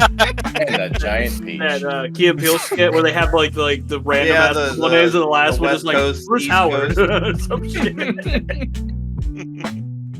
I mean, oh wait, you were talking about D-Move board. Yeah, the people got kicked out. Okay, continue. Yeah, I couldn't find any reason why. I guess I don't know if Shagrath or any of the other ones said it, but I guess there was something about an interview that they had where someone is like they can deal with unprofessionalism only to a certain extent. So That I don't know. Can happen a lot with a lot of bands. Yeah. So I couldn't find a reason why they got kicked out, because originally I heard they left, but then I heard later on that they got kicked out. I mean, And it's a similar situation to how Megadeth was formed, because Dave Mustaine was originally in Metallica. Yeah, bro. He literally got kicked off the tour, and then like heard some people playing in a garage, and it's like, hey, you guys want to start a band? And then came up with something. I like Megadeth better than Metallica. They got a better story. You know how bad you gotta be to get kicked out of Metallica? Here, Jason found it. They became the Burger King to Metallica's McDonald's. I'm ruined Their for first song Megadeth. was just Whopper, Whopper, Junior, Whopper, Burger, Whopper. Okay, I have to say something. I'm ruined for Megadeth, not for a bad reason, but for two reasons. One is the fact that Matt and one of his friends when we were younger made his own joke version of Symphony of Destruction and called it Symphony of Construction. And that's all I can ever think of when this song comes on. I don't think of, you take a moment, I think of, you take a piece of wood. And it's ruined for me.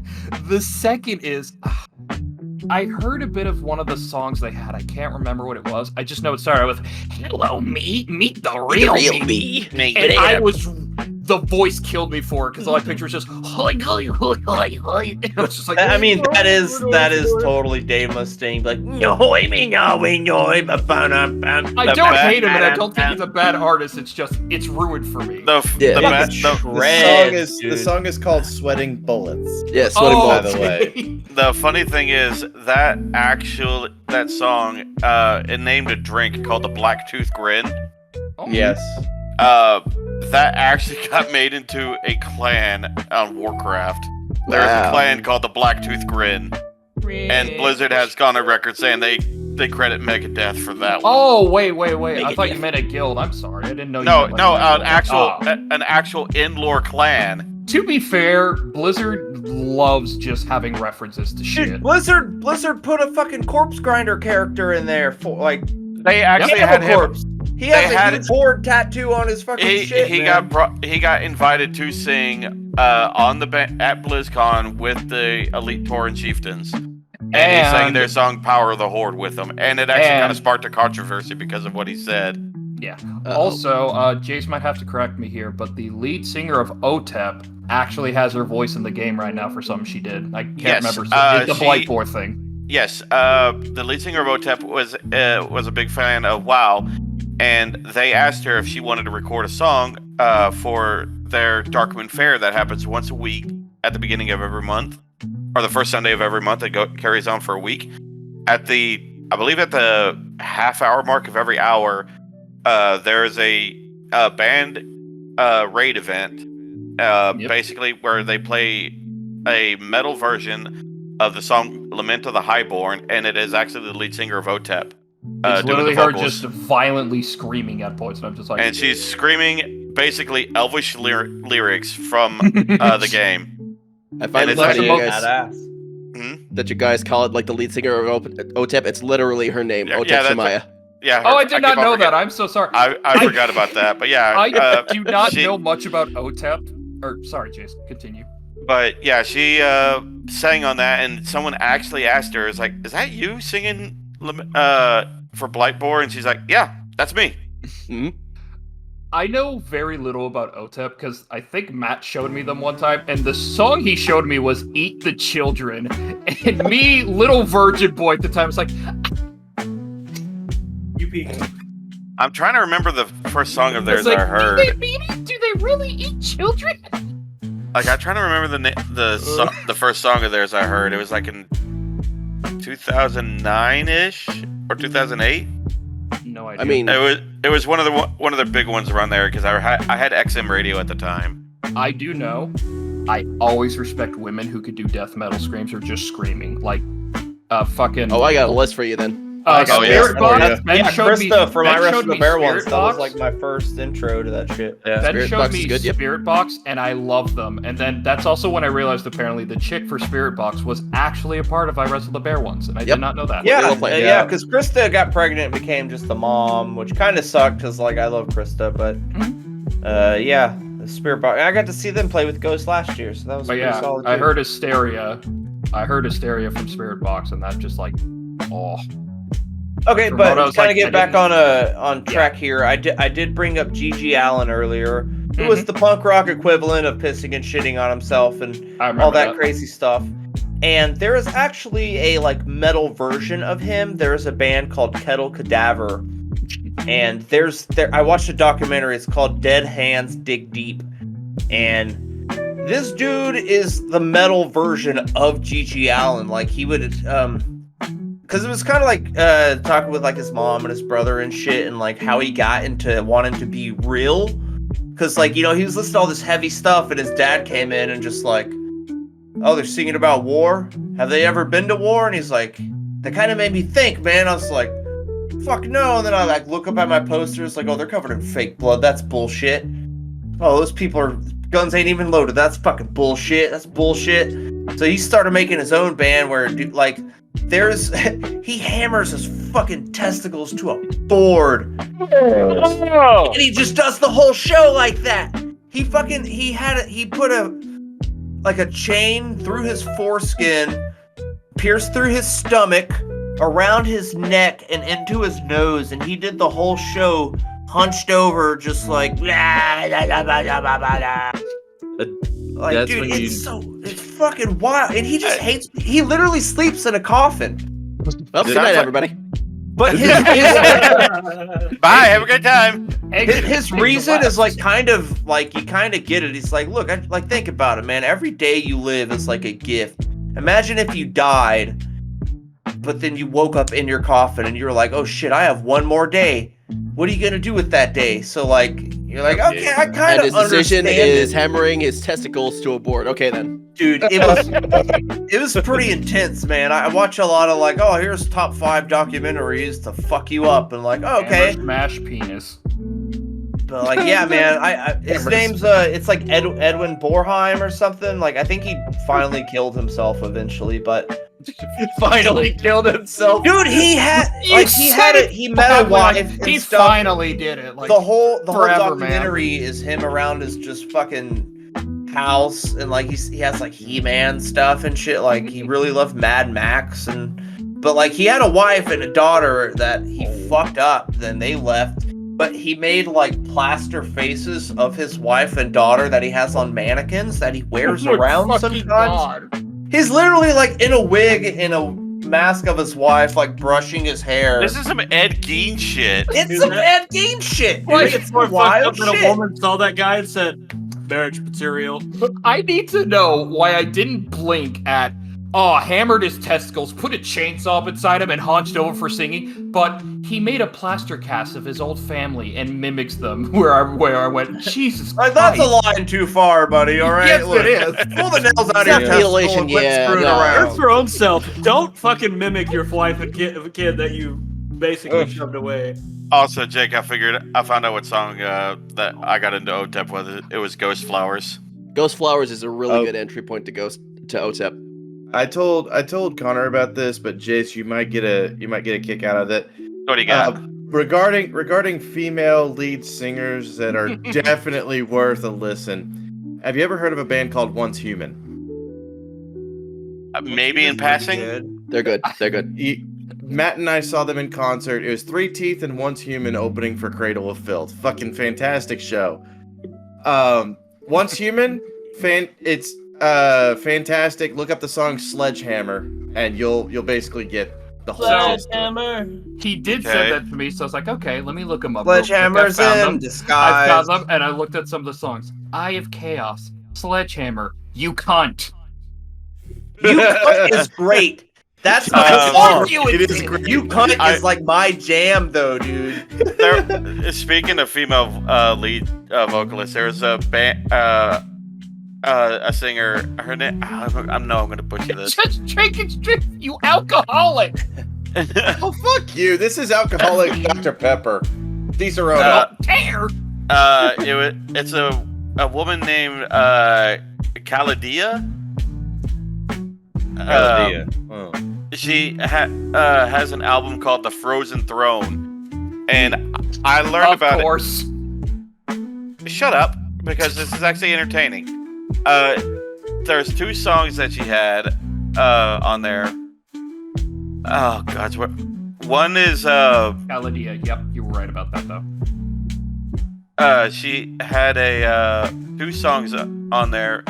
One called The Frozen Throne, and the other one called The Queen of the Forsaken, which is it's basically WoW tribute songs. Legit. Hey, nothing wrong with that. Nothing wrong with that. If it's good, it's good. I'll listen to it. I recommend it. Like, I can put it put the playlist of that album on the music chat real quick. But, you know, I found them out by just complete accident because I just listened to the video game music. Kitty. Motherfucking goddamn it, Connor.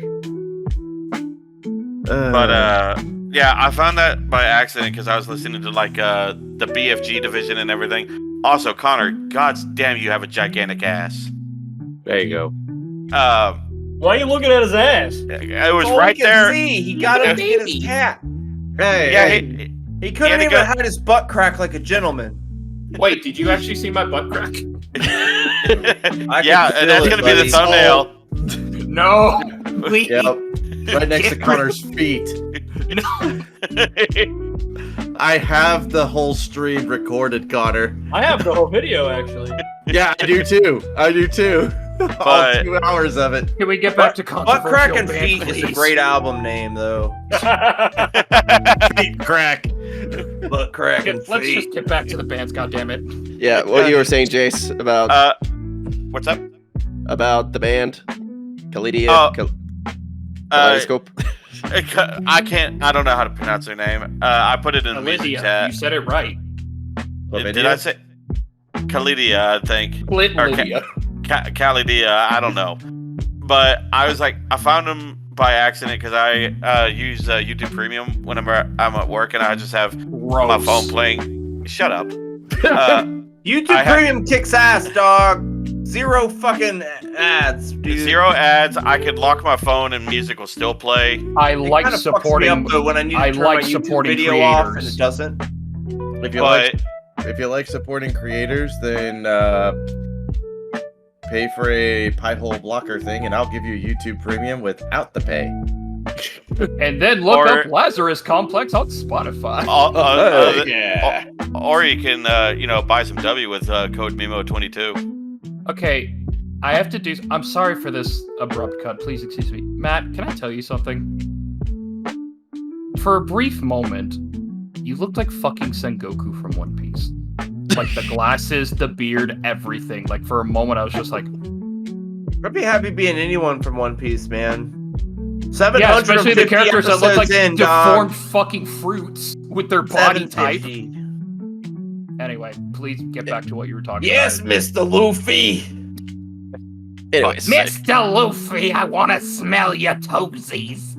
Anyway, it's just like, even by complete accident, you can find some actual bangers of musicians and everything. so Yeah, it's called drugs.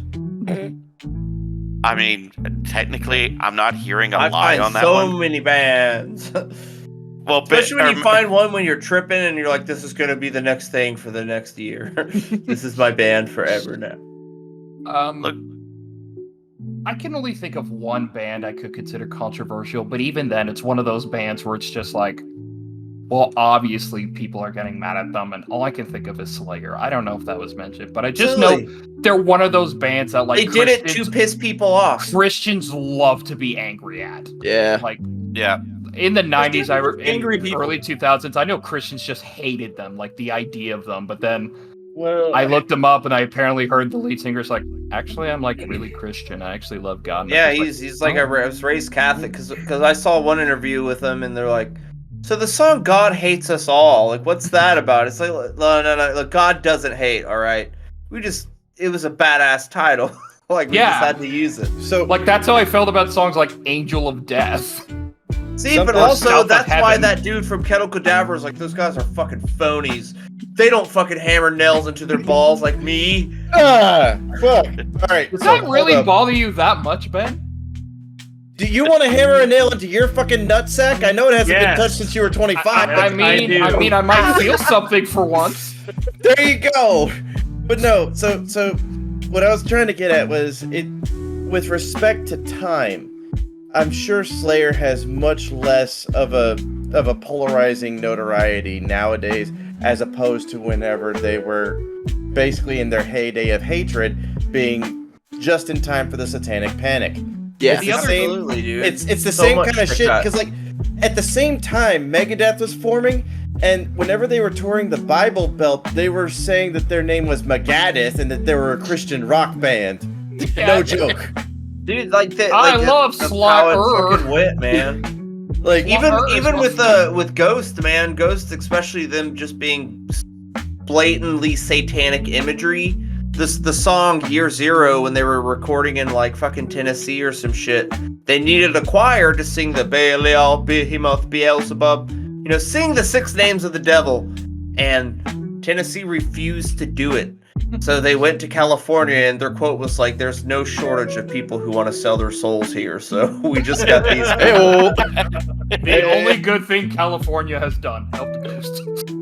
Ghost is fucking incredible, dude. Good, yeah. They're so goddamn good. The hate they get, I don't get it, man. If you're just a fucking whatever. If you don't like them, that's fine. But if you hate them, Sorry, go ahead. I'm just ranting. I mean, you can go. I was just gonna say though, I know too many or have interacted with people who would even look at the simplest shit I've ever listened to. I could say I listen to Volbeat, which I consider to be divorced dad music. Someone would listen to that and be like, "That's metal. It's awful." It's like, no, it's fucking not. I Literally have a song called "Fucking the Devil's Bleeding Crown," and it does have some remarks about the devil, but it's not. And I've also had my boss at a previous job who I was listening to metal, and he didn't even classify it as metal. Do you know what he classified it as? Metallica. Like, Oh, it God. wasn't, the genre wasn't metal to him, the genre was Metallica. I mean, On the 90s thing, I don't Nintendo need to to everything. I don't need to listen to Metallica, thank you. I Just like, still okay. remember Nate. He told me this. He said Volbeat was country music if you didn't like country music. That actually is a really great description of Volbeat.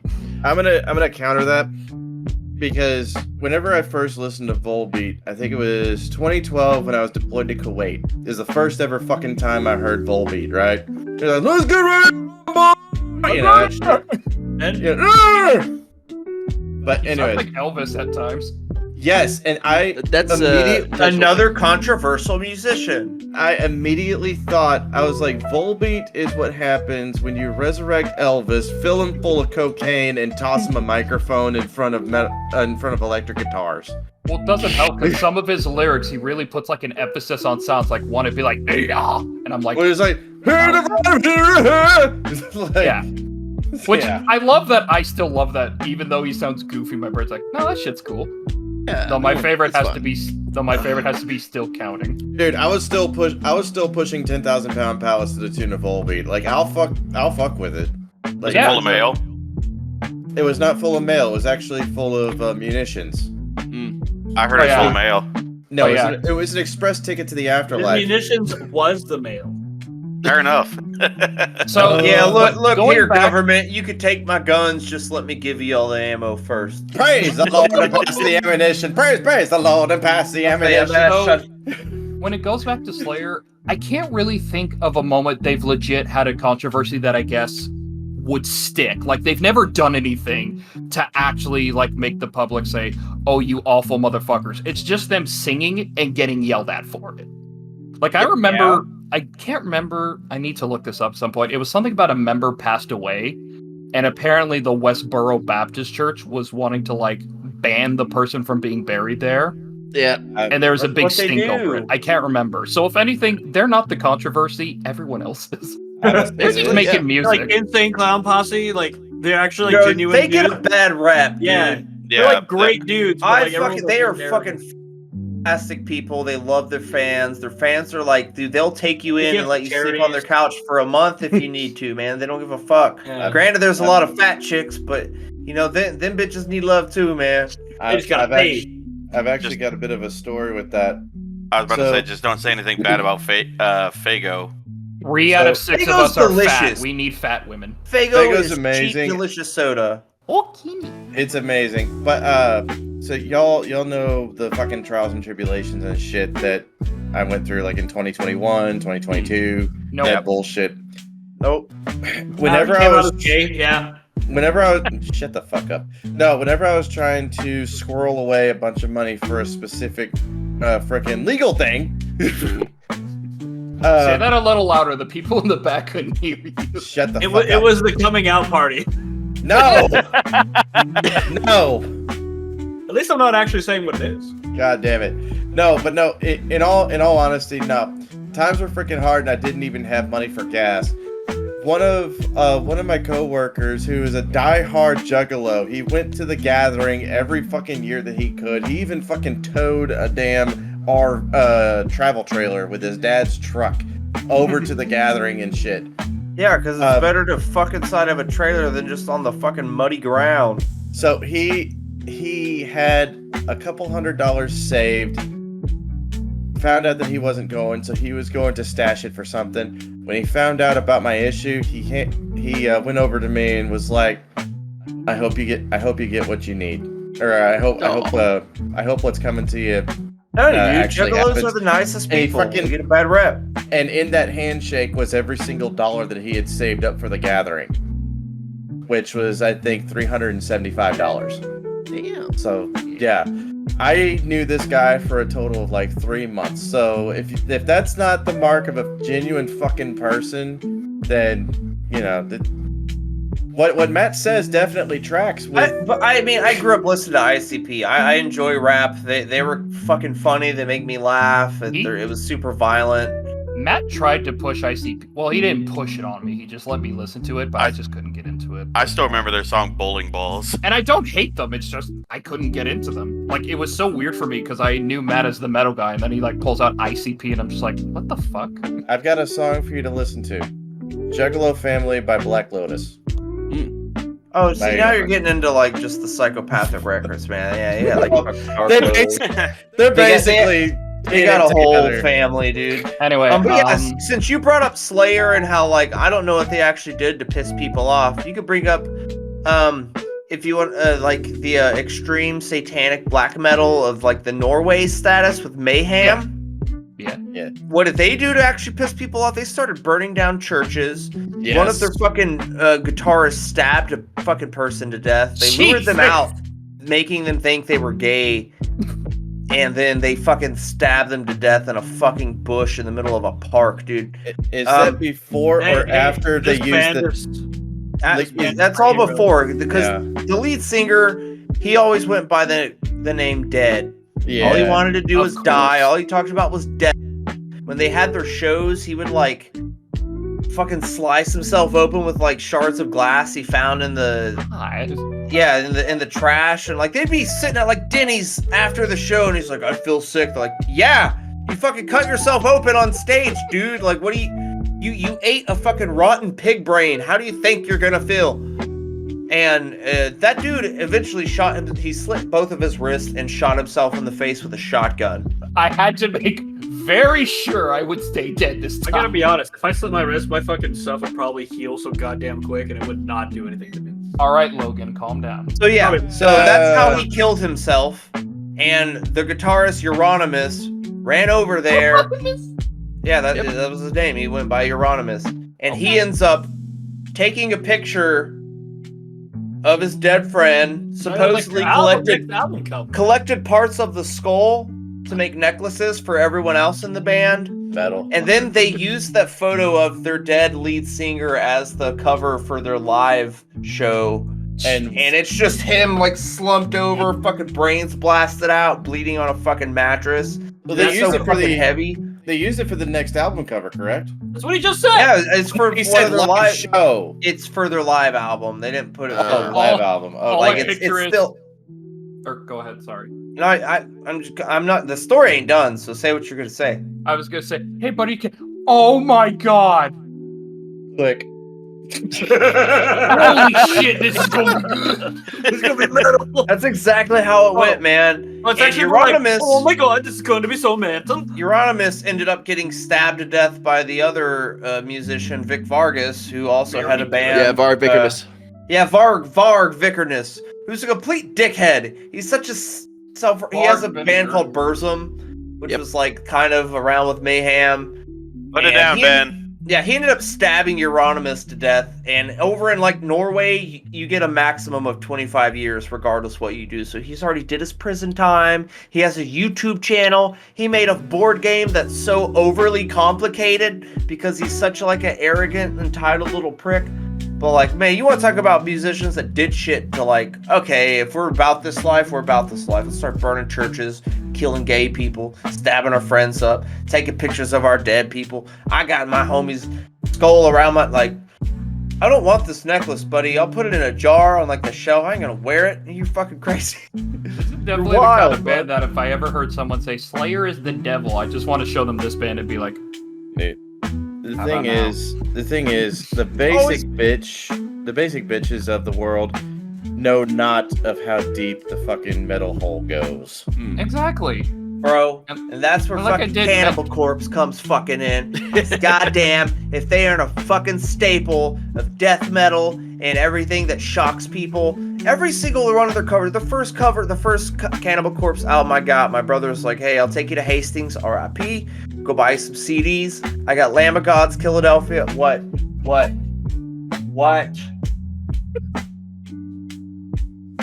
I just did. Go. Sorry, I changed the letters on the fucking refrigerator to say acid bath. Oddly enough, came out the same time that Cannibal Corpse did. So, Damn it. yeah, my first Cannibal Corpse album I ever got, I bought it based on the cover, and it's called The Wretched Spawn, and it's a pregnant woman with Oh, these three, don't. like, demon things crawling out of her uterus and stuff, and there's a bunch of zombie doctors with, like, fucking demon wings, and I was like, Oh, this is that's not too insane. much for you. Bro, the first song is called Severed Head Stoning, and it is No, about... I'm talking about Ben on how every time you mention hammered testicles, he's like, ugh. But then you mentioned this like pregnant woman getting torn open from demons, and he's just like, Okay, well, he "Ugh." doesn't have a uterus and doesn't give birth to demons. He has I was gonna testicles, say because and he's Ben's been a around misogynist. nails. Because Ben's a But misogynist, anyway, that's why. yeah, the first song, Severed Head Stoning, when I read the lyrics to like, this is my introduction to Cannibal Corpse, it is about someone being held down, their families is beheaded in front of them, they are buried up to their neck, and then they are stoned to death with their family's severed heads. And I'm like, this is the most insane thing I've ever read in my entire life. What's I next? love it. This Dude, is going on my refrigerator. Dude, like, and it grew from there, man. I didn't realize how heavy music could fucking get. Started getting into Lamb of God and shit. And then, like, because my favorite album cover from them is Butchered at Birth. And it is Of course. just, yes, there's two zombies with a butchered woman and fucking babies on meat hooks and shit. It's so insane. And the best part is because most of their albums have alternate covers, right? Because some stores are not going to sell this cover. Well, no But shit. for Butchered at Birth, instead of doing an alternate cover, they just wrapped it in butcher paper. Oh, God damn it. So how much more shocking is that? You go in, you see Cannibal Corpse wrapped up in like brown meat paper, and you undo it, and you see some woman just dismembered with babies getting put on hooks and knives jabbed into fucking skulls, and it's beautiful, man. No. It's totally beautiful. So I've got a bit of an interesting story on how I even knew about Lamb of God's existence, and Connor is going to lose his shit. 11th hour! So y'all know about my late brother Jesse, correct? Yeah. So Hot one. I was about to say no. I'm just sorry. To make I'm sorry, bad joke. the funny thing is, I was about to say when Ben said late stepbrother, I was gonna go no, but then I heard late Jesse, and I was like, yes, You man, yeah, that's a him. bad joke. I said Yeah. I was sorry. So thank you for taking the heat, Matt. So when he was 8 years old, and you basically became my stepbrother, right? Yep. He and I were going around looking at music and everything, and his mom was a minister. Ran across this CD made that apparently was from a band called Lamb of God. How that's beautiful. And the title of the album was Sacrament. Oh gosh, that one. He instantly turned into an 8-year-old metalhead from that day forward, and I had never heard of Lamb of God at the time, so it was a freaking experience for both of us. Next thing I know, we're just freaking headbanging the entire freaking way, and so I'm just like, fuck yes.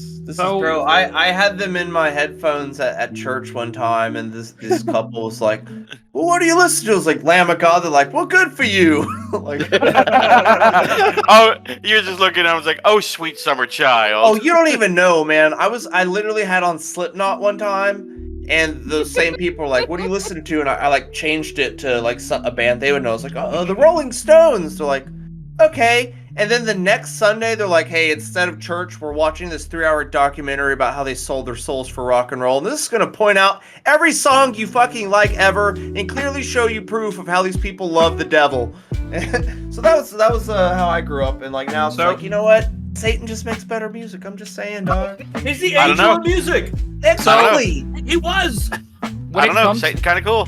When it comes down to Lamb of God, I only know 2 songs from them that I listen to, and it's "Late to Rest," which thank you, Guitar Hero, for that. That's And they're then- making my way downtown, walking fast. Yep. And then "Memento Mori," which I don't know. I just like the beginning of it and how it's just slow kind of music. It's him singing softly, and then it just goes straight to "Wake Up, Wake Up," and then just what? I'm just like.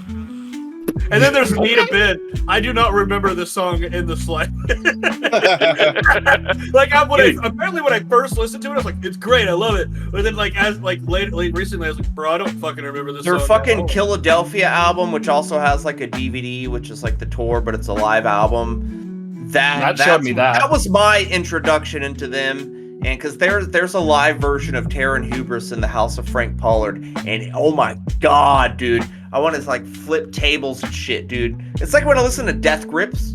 Like, I know Death Grips sucks. I know people hate Death Grips. That's why I love them even more, because it pisses people off, and it will make people leave a room. But like, goddamn, I want to like slap myself and like shit on a fucking pigeon or something when I listen to this. Dude. It's great. Funny little anecdote I've got for Lamb of God, actually. What's up?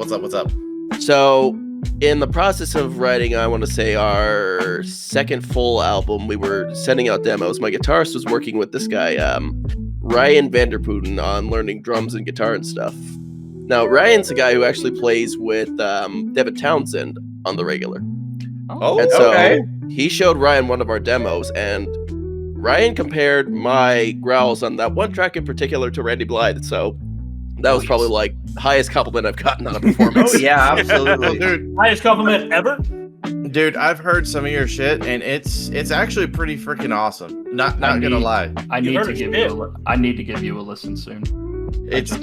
He's got his shit on Spotify. Check him out, dude. It's legit. Also, regarding Lamb of God, another song to look into just to kind of ease your way into it.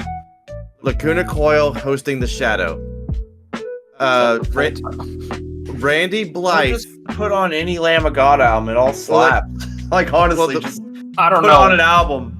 You got to Well- remember that it took me a while to find a song from Carnifex I could vibe with because Yeah, but when they hit, yeah, I still appreciate the song Dark Heart Ceremony. Well, I mean, you could go with the stereotypical redneck, and it's like so goddamn easy to ride this. You make it Like I remember I was having a bad day at work one time and I was like, you know what, fuck it. So then I just turned on Dark Heart Ceremony. It's just me calmly typing in notes of like diagnoses and shit to just Dark Heart Ceremony. That's I'm why like, I'm a I needed metalhead, that. man. 'Cause when I get mad, like it counters my energy into like something positive in a way. It's an outlet. Slaughter to Also- Prevail is the only metal band. Sorry, I didn't mean to cut you off, but No, you're good. they're the only death metal band I will listen to, even when I'm not angry. Like, I'll just be like, Slaughter back? But there are days when I'm angry and I'm just like, I need something loud to scream at me. Dude, Kingdom of Storm and Thunder when you're at the gym fucking throwing heavyweight. My I'm just favorite saying. song for them currently is Conflict. It's raining men when you're fucking taking back shots in a men's bathhouse. It's fucking I need there to be a death metal song about just getting railed from like multiple. There is. dudes. There's a whole band called Bro Job, which is Yep, all I was about about to name fucking that. your best friends. Damn it!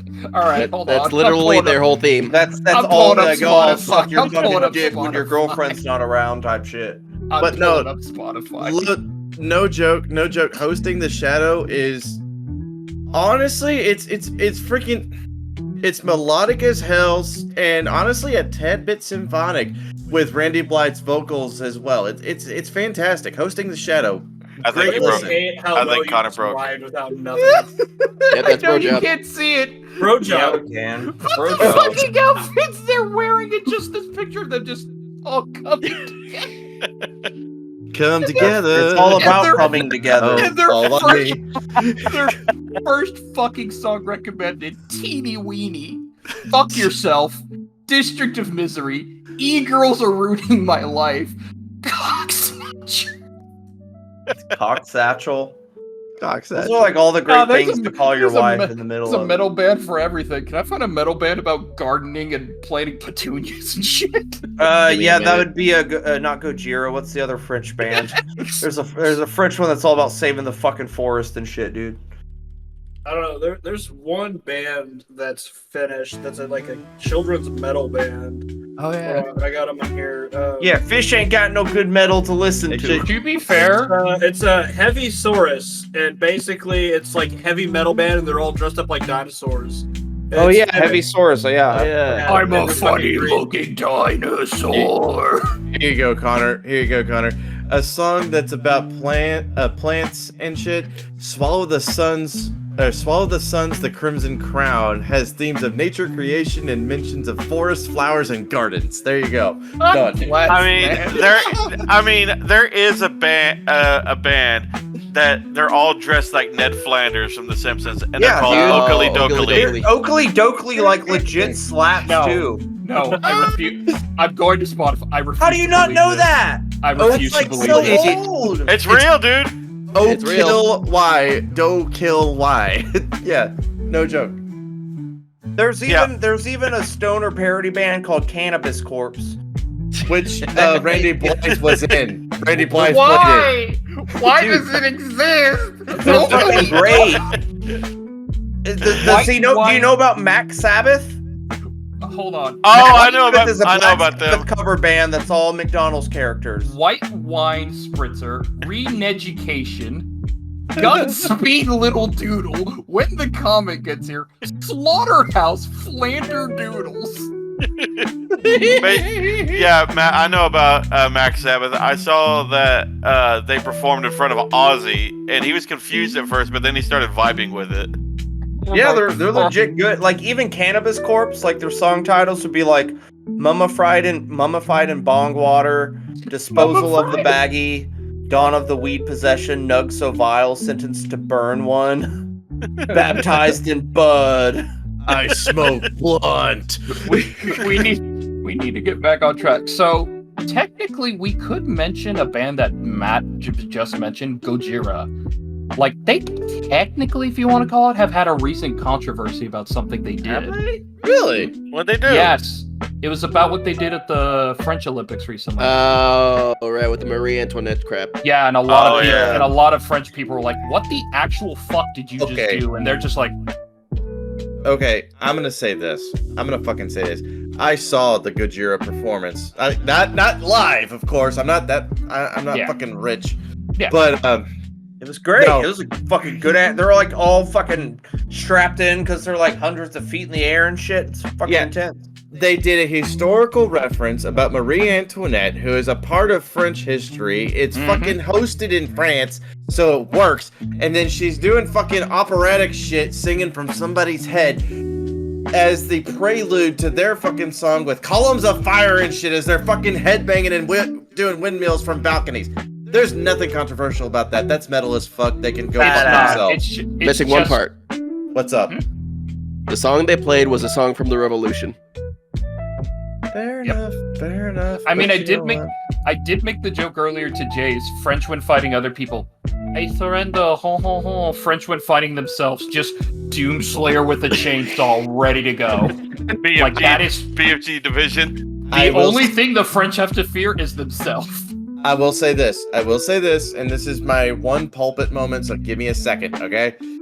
The French lost in like 2 or 3 weeks in World War II because their entire strategy was subverted by the Germans, who didn't want to go through the Siegfried line, which was lined with fucking munitions and shit to take them out. It was a fucking kill zone from hell. They didn't have anything, and so they freaking surrendered and shit. However, the admiral that was in command of the entire fleet that was docked at their harbor, the ones that didn't make their way over to Britain, scuttled their own fucking boats. They blew their own shit up rather than to serve under the Germans in Vichy, France. So yeah, no, the French. Be wrong.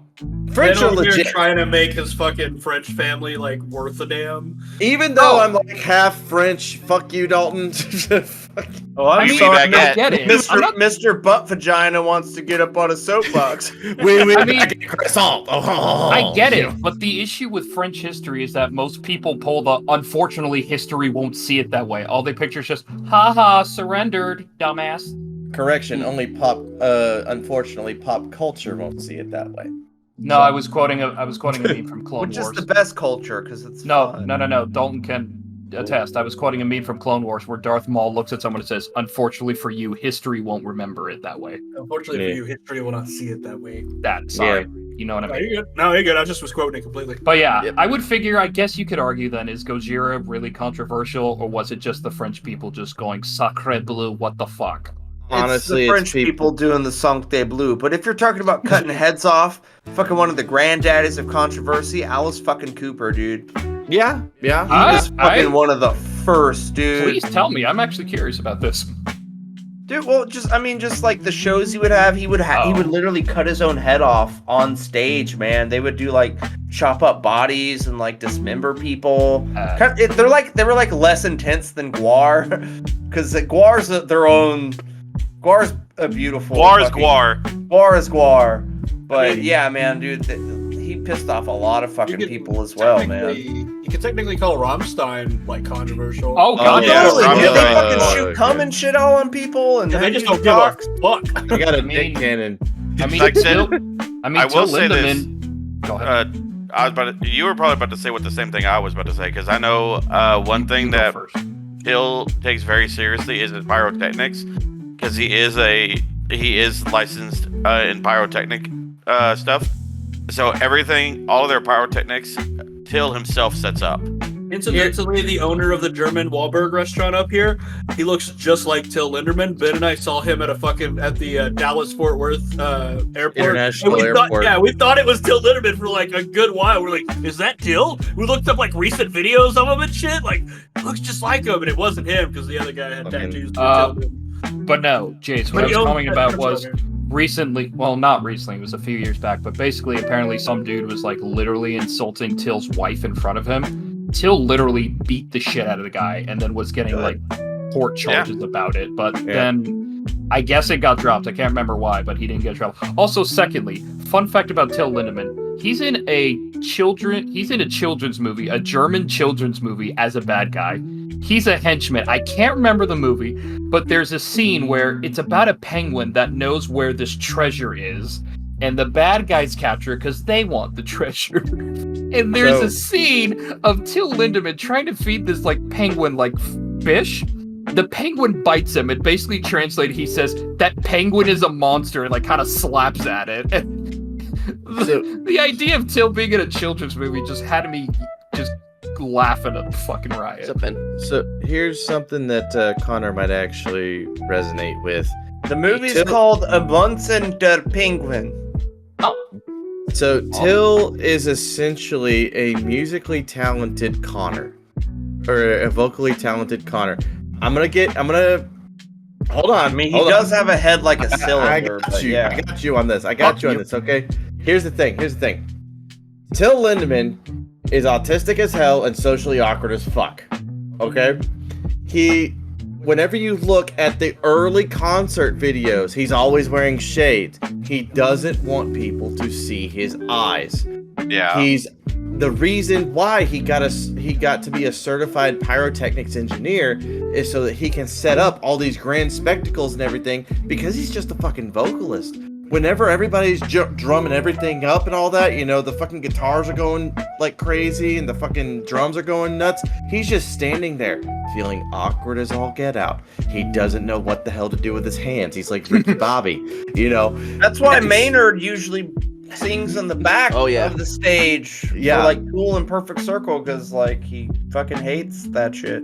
So yeah, he just started fucking around, started getting into his groove and everything, and he's like, you know what? Everybody likes flashy things. I like flashy things. I love flashy things. Let me get certified to make flashy things. And therefore he gets certified to make said flashy things. So yeah, he is flashy things. He is Connor with motivation. Matt. Ben Stop. did it too. God damn it. There was like a bug up here. I was trying to swat at it. Yeah. Oh yeah, I see the bug too. It calls me son. Hey, Kanye West said it, so it's cool. Okay. God damn it. That's That's a beautiful. whole nother can of worms with that motherfucker. But I fucking love Rammstein. Till Lindemann is a German Connor with motivation and a fucking chip on his shoulder. There you go. I don't hate Till. In fact, I love his music, and I also like that I heard one song from his like solo group or his solo band. Till. Lindemann? Yeah, Lindemann. And he actually did a song with an actor named Peter Stamari, who, in my opinion, deserves the award of always made to be Russian when he's not. He's fucking Swedish. Hey, I know we're trying to get into controversial artists and bands. However, I've got a bit of a Cinderella story for you that every one of y'all might appreciate. Does anybody know about a guitarist by the name of Nita Strauss? Yep. Yes. Yep. I need right. a Strauss. So Nita Strauss, she's pretty good on Spotify. I ran across her on Spotify just on Shuffle and everything, and I loved her stuff. I started looking into her. She was raised on stuff like Quiet Riot, White Snake, Great White, Alice Cooper, you know, 80s greats and everything, right? Biggest fucking Cinderella story of all is to become a touring guitarist for your childhood favorite band. She's touring with Alice motherfucking Cooper. Yeah, I just found her, and I didn't know how to spell her name. It's Nita Strauss. Yeah, Nita Strauss. S-T-R-A-U-S-S. Like that fucking guy who's like singing Journey covers on YouTube, and Journey's like, "Hey, you want to sing for us?" Like, dude, the Puerto Rican guy. Fuck you know yeah, why? dude. Because he didn't stop believing, and his dream came true. Beautiful. Why? But no. Why did that just remind me of the one dude who was singing "Final Countdown" with the heavy Asian accent? It's the final countdown. Bro, Asia, hit that guy up. He will definitely sing "Final Countdown" for you. You just mentioned like 50 or 60 different countries, but all right. No, I meant the band. Wait, including Russia, because Give it's me a part of minute. Asia. give me a minute, because I feel like I might be dumb and I might have gotten the band's name wrong. Give me a second. Yeah, because Europe isn't actually its own continent. The whole thing is a continent. You're No, right. I need to figure out who sings the song. If 'cause it I can't ain't remember. Texas, I don't know. Final It was in Countdown is fucking Europe. Europe. It's not Asia. Europe. God damn it! I said it was Asia. Hello, Connor. You tell us to pick up a lead singer. Who are you talking about? We would like to call him. I mean, there is a band called Asia. They did "Heat of the Moment." Heat of the moment. Heat of the moment. Air conditioner broken. Anyway, I'm actually gotta, if people saw all of the stuff that we do on this podcast, they'd be like, Ben's the most racist one here. Right? Yeah, but ChatGPT still sees him as a victim. So like, what The one fuck? that I looked up, when I looked up roast Benjamin Bain, it said that he was literally the driest person in the entire podcast. And I was like, Fuck off. I was like, I was insulted. Compared to my friends, who was vastly insulted. You, Ben, you Anyways. fucking victim. Fucking white woman over here. Anyways, You go get frappe fucking cappuccinos all the goddamn time. Upside down grande frappuccinos. Come on, Jesus Yo, I'm Christ. sorry, but a vanilla bean frap is delicious. Vanilla bean It is. slaps like my father. anyways, can we think of any other controversial bands? Because I pulled up Google. Glory Hammer. Gory Oh, Hammer. I brought it up a few times, and I Yup. fucking hate it. It's the lead singer of Yup. Glory Hammer decided that he wanted to feed glass to his girlfriend. He like As beats this women. tradition. Yeah, they had like a whole text strand of like all the fucked up things that they would and have done to women. Fucking hell. The worst part is they got in trouble. It's like Glory Hammer is banned or whatever, and then they're like, "All right, change their name like one word." And I was like, Oh, wait. "What the fuck?" Here we go. Ben is like the background character in a sitcom who thinks he's the lead. He talks like he's halfway through a TED Talk with that no one invited him to. If overconfidence is a spokesperson with no GPS signal, it'd be Ben. He's got the podcasting style of a guy who starts deep with dot of "you know what's crazy" and ends it with absolutely nothing valuable. Ben drops takes so lukewarm that they come with health warnings about room temperature IQs. His comedic timing is like a microwave with a broken door. Sometimes it sparks, but mostly it just hums and makes everyone uncomfortable. And let's be honest, Ben sounds like the guy who brings up Fight Club at parties just to tell people he gets it on a deeper level. You could replace Ben with a soundboard of size, sarcasm, and conspiracy keyboards, and nobody would notice for 3 episodes. Oh my god! Wow. Hey, that's real fucking mean, buddy. Fuck. I'm so Oh, sorry, yeah. Jake. We're going off on these tistic tangents. Please forgive us. I'm not. Go fuck yourself. Welcome to the That's what we podcast. do. No, yeah, that's. Hold on, I Matt will never re-roasted reach myself. absolution. I re-roasted myself. The man who can only sound like he's simultaneously mansplaining and forgetting what he's saying mid-sentence. The guy shows up to every episode like he's 5 minutes late to debate that he started in his own head. His opinions hit harder than a wet paper towel, but with less structure.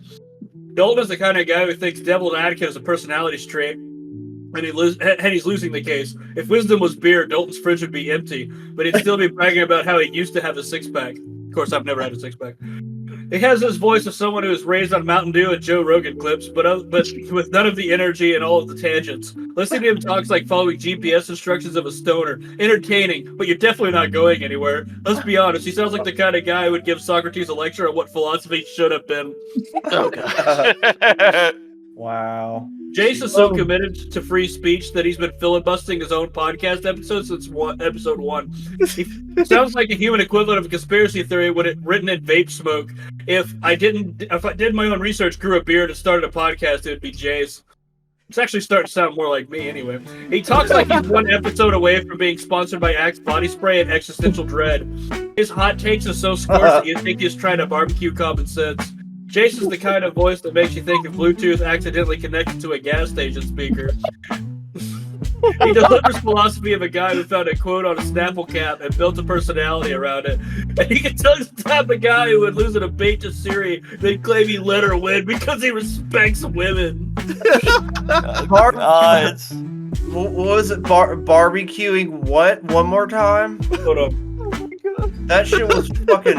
Barbecuing common sense is hilarious. He's trying to barbecue common sense. That's fucking funny. Oh, for fuck's sake. Jesus Christ, when did Chat GPT enter? Get back on track. Fuck your truck. We're derailed as fuck. I mean, we're already like almost like 8:20, so. I'm about to say it's almost time for us to start winding it down anyway. Matt Buendia, the guest so chaotic he thinks the rest of the mementomorons sound like NPR by comparison.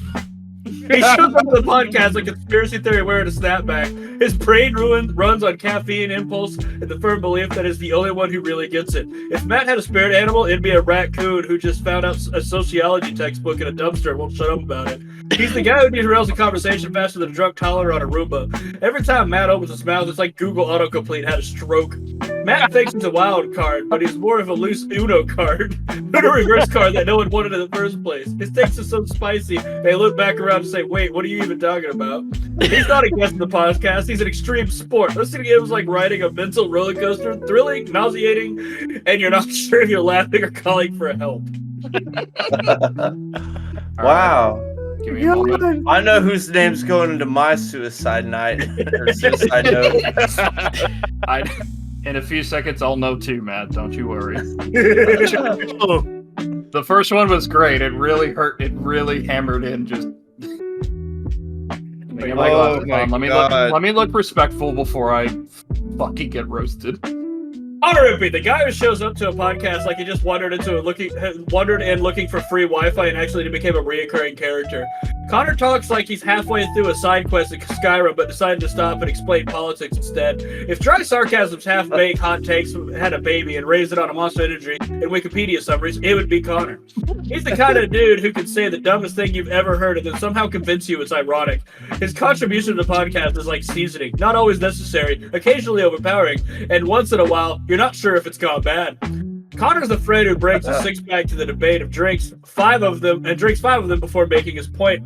He's got the delivery of someone who thinks pacing means how fast can I confuse everyone in a room. And let's be real, Connor gives off big philosopher trapped in a Twitch streamer's body energy. He's the kind of guy who would quote Camus in an argument about Taco Bell. The Twitch streamer buddy. That fucking killed me. Okay. On that note, I guess we should fucking call this. Yeah, I mean, all of our feelings are hurt. What else we're gonna fucking do? This is good. This is good. Fucking the burn feels good. I'm going to write a letter to ChatGPT's manager. Oh my god. Side shade fucking libtard. Oh god. You want to hear the mementomorons overall for this one? Okay, what's up? Might as well. Let's do it. Mementomorons, a podcast so disorganized it makes a middle school group project look like a TED Talk. It's like someone asked, what if they took 3 to 5 dudes with strong opinions, no structure, questionable facts, and infinite Wi-Fi and let them cook? Well, they cooked and somehow came out with was unseasoned, overcooked, and yet somehow still raw in the middle. The name mementomorons is perfect. It's Latin for remember you die of secondhand embarrassment. Listening to it is like eavesdropping on a bar fight between a philosophy major, a Reddit troll, and a guy who just learned what the word nuance means yesterday. Every episode sounds like a TED Talk hijacked by dudes who watched Fight Club once and thought Tyler Durden was the protagonist and the therapist. The host comes in swinging with the confidence of drunk uncles at a Thanksgiving and the inside fortune of a cooking factory glitch. They say that they're tackling deep issues, but somehow ended up arguing about whether AI can cry if Batman could beat God. If he had prep time, though. Yeah, how much prep time to beat God? If you walk away feeling both smarter and dumber. Smarter because you survived it, and dumber because they made one good point wrapped in 12 layers of nonsense. If podcast for animals, mementomorons would be a raccoon in a dumpster full of books. Loud, chaotic, occasionally profound, and absolutely nowhere knowledge is supposed to live. Dalton, I thought for some reason you were going to type Jake in, and I was like, would that even work? It really loves raccoons finding knowledge in dumpsters, man. It does. Yeah. Though, to be fair, I could see Matt's spirit animal just being a raccoon, like eating I'm like fine with it, cheese dude. balls and smoking a doobie. Just I'd be a chill ass raccoon, dog. Lest we forget, the strongest of swords are forged in the fires of dumpsters. I'm just saying, you know, fucking shit. Would you want Bro, to like hear? there was a Beavis and Butthead episode where Beavis got to talk to a dumpster fire, so he finally got to talk to fire, and it just made him exercise, eat some fucking fruit, and like trying to tell him to study, and he's like, dude, fire sucks now, like, because you think it's gonna make him go start a fire, but it's like, why don't you run down there and back? Like, oh, okay, what was that for? Like, well, now you got some cardio going, your blood's pumping, like, now go get like some fruits and vegetables, like, okay, and like, what was that for? Well, now you're healthier, like, you kind of suck fire, like. Dalton, go ahead. Are you okay? Dystopian future where mementomorons has become the national curriculum. The year is 2087. The oceans have risen. The robots have unionized. The last tree was converted to a podcast studio, and somewhere along the way, education died. Welcome to the United States of Moronica, where the national curriculum is based entirely on archived episodes of Mementomorons podcast. Wow. Just 5 dudes yelling about Plato, faking facts, and ranking fast food fries like it's the LSAT. Ben, Like stop Treasure demoing. Planet. This is first period of philosophical rants with Jace. Required listening. Why she would have loved Monster Energy. Final exam brought a 10-page essay on the duality of man, only using Limp Bizkit's lyrics and faith metaphor. We've come full circle. It brought Limp Bizkit into it, which is wild. Congratulations, guys. We won. Social studies with Dalton now has 48% more tangents. Learn how the government works based on vibes and Reddit posts from 2016. Homework: yell, wake up, sheeple at a globe until you passed out. Third, communications with Ben. Oh God! Oh Lord. The class starts on them clearing a stone for 20 minutes and ends in the full-blown debate on whether or not birds are real. We've had this conversation. Grading scale, opposition patient. No one knows what he said. Not even Ben. Good Lord. Next lecture series: Matt Buendia and Connor Impey. Topics include revolution is just one a rebrand away, AI feelings and other ways to lose friends, conspiracy theories that make Alex Jones cry. Graduation requirements: you must survive 400 hours of podcast episodes. Must successfully argue with a stranger in the comments. Must develop an opinion on the Illuminati despite no formal training. Your diploma: a signed copy of a Joe Rogan meme and a sticker that says critical thinking is a sign up.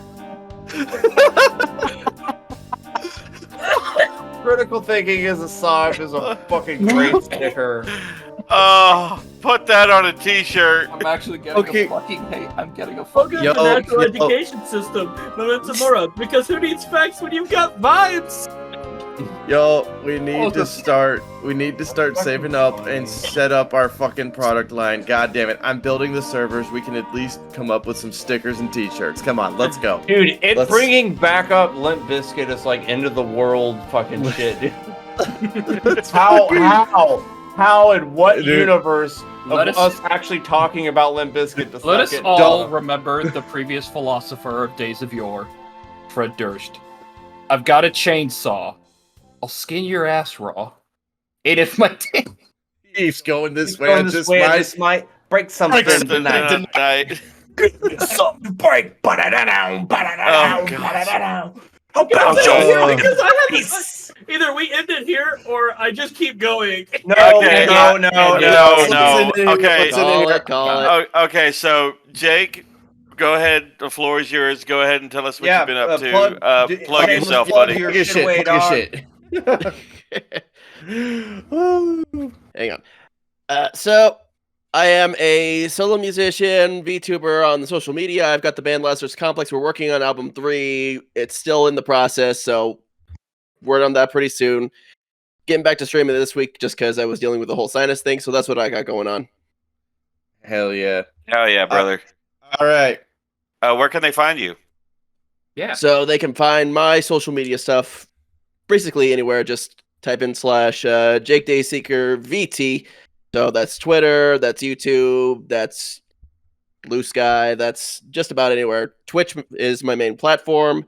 Lazarus Complex, you can find that on Spotify. Hear all our past work there, but I also have music under the Jake Dayseeker name that I've done a couple solo releases on, so you guys can check that out in your free time. Okay. Legit. Anywhere All you right. listen to music. Good shit. Give Good him shit. a like. Give him a like. Give him a follow. He's a legit dude. He's good fucking people and a talented fucking artist. I will say that. He's With- a damn good dude, and one of the people I'm actually happy to call one of my best friends. Yeah, All right. blow the back out of your ears. So, anyways, if you got any questions, comments, concerns, bitches, complaints, hit us up at mementomorons@gmail.com. If on the offhand chance that you feel like contributing to this podcast, 1, what the fuck is wrong with you? 2, thank you very much. And 3, you don't have 1, not 2, but 3 means of supporting this podcast. 1 is through Ko-Fi, 1 is through Spotify for podcasters, and 3 is, well, the third one is Patreon. And we're actually working on some Patreon benefits. I have in my possession right now a Space Engineers server, 64 players. We are testing it right frickin' now. We're going to follow that up with Ark Survival Evolved. We're going to follow that up with Grounded. We're going to follow that up with Pal World. We're going to follow that up with Minecraft. Connor, my friend, is going to set us up with some hardware, and it's going to be amazing. So, I was gonna save it for Saturday, but it turns out technically, you're getting 3 towers. Oh, yeah! You're getting my yee old one. You're getting the previous one that we got rid of to build the new one, and then you're getting my brother's old one. So yeah, you're getting 3. Fantastic. So Minecraft is going live as soon as I get my hands on it. Let's go. All right. Can we ban swearing in the Minecraft server and Christian? No. First off, you're not. You know what, Connor? No. We're going off of Team Fortress rules. Okay? Oh, God. Oh, are you streaming? Anyway, we're on Twitter at mementomorons. We're on Facebook at mementomorons. We are on Instagram at mementomorons. Just look us up on Google. We cover 3 whole motherfucking pages. We are on every streaming platform you can think of, including but not limited to YouTube and Rumble. That's about it. Shout out to the Odd Fun guys. Shout out to the Goblin Hole podcast, which is actually going to be helping me with an independent film project that I hope to be done with in this over the course of the summer. Nice. Keep your eyes open for that because it might be included as a Patreon benefit. It's going to be amazing. It is like 13 years in the making. Let's go. That's about it. This is Mementomorons. Remember, we're morons. The podcast with the motherfucking outcast. What up, Dalton? Moronical 6.66. Matt rose up and declared, "There is no truth but vibes, and the vibes are sacred. Do not question the vibe, lest you be questioned." The fact that it's Matt 666. Bro, I'm putting this on general chat, by the way. Have a good night, everyone. Have a good night, everyone. Have a good night. Later. Bye. Ooh, shit, that was a Take these good shades one. off and have the eyes of Neil.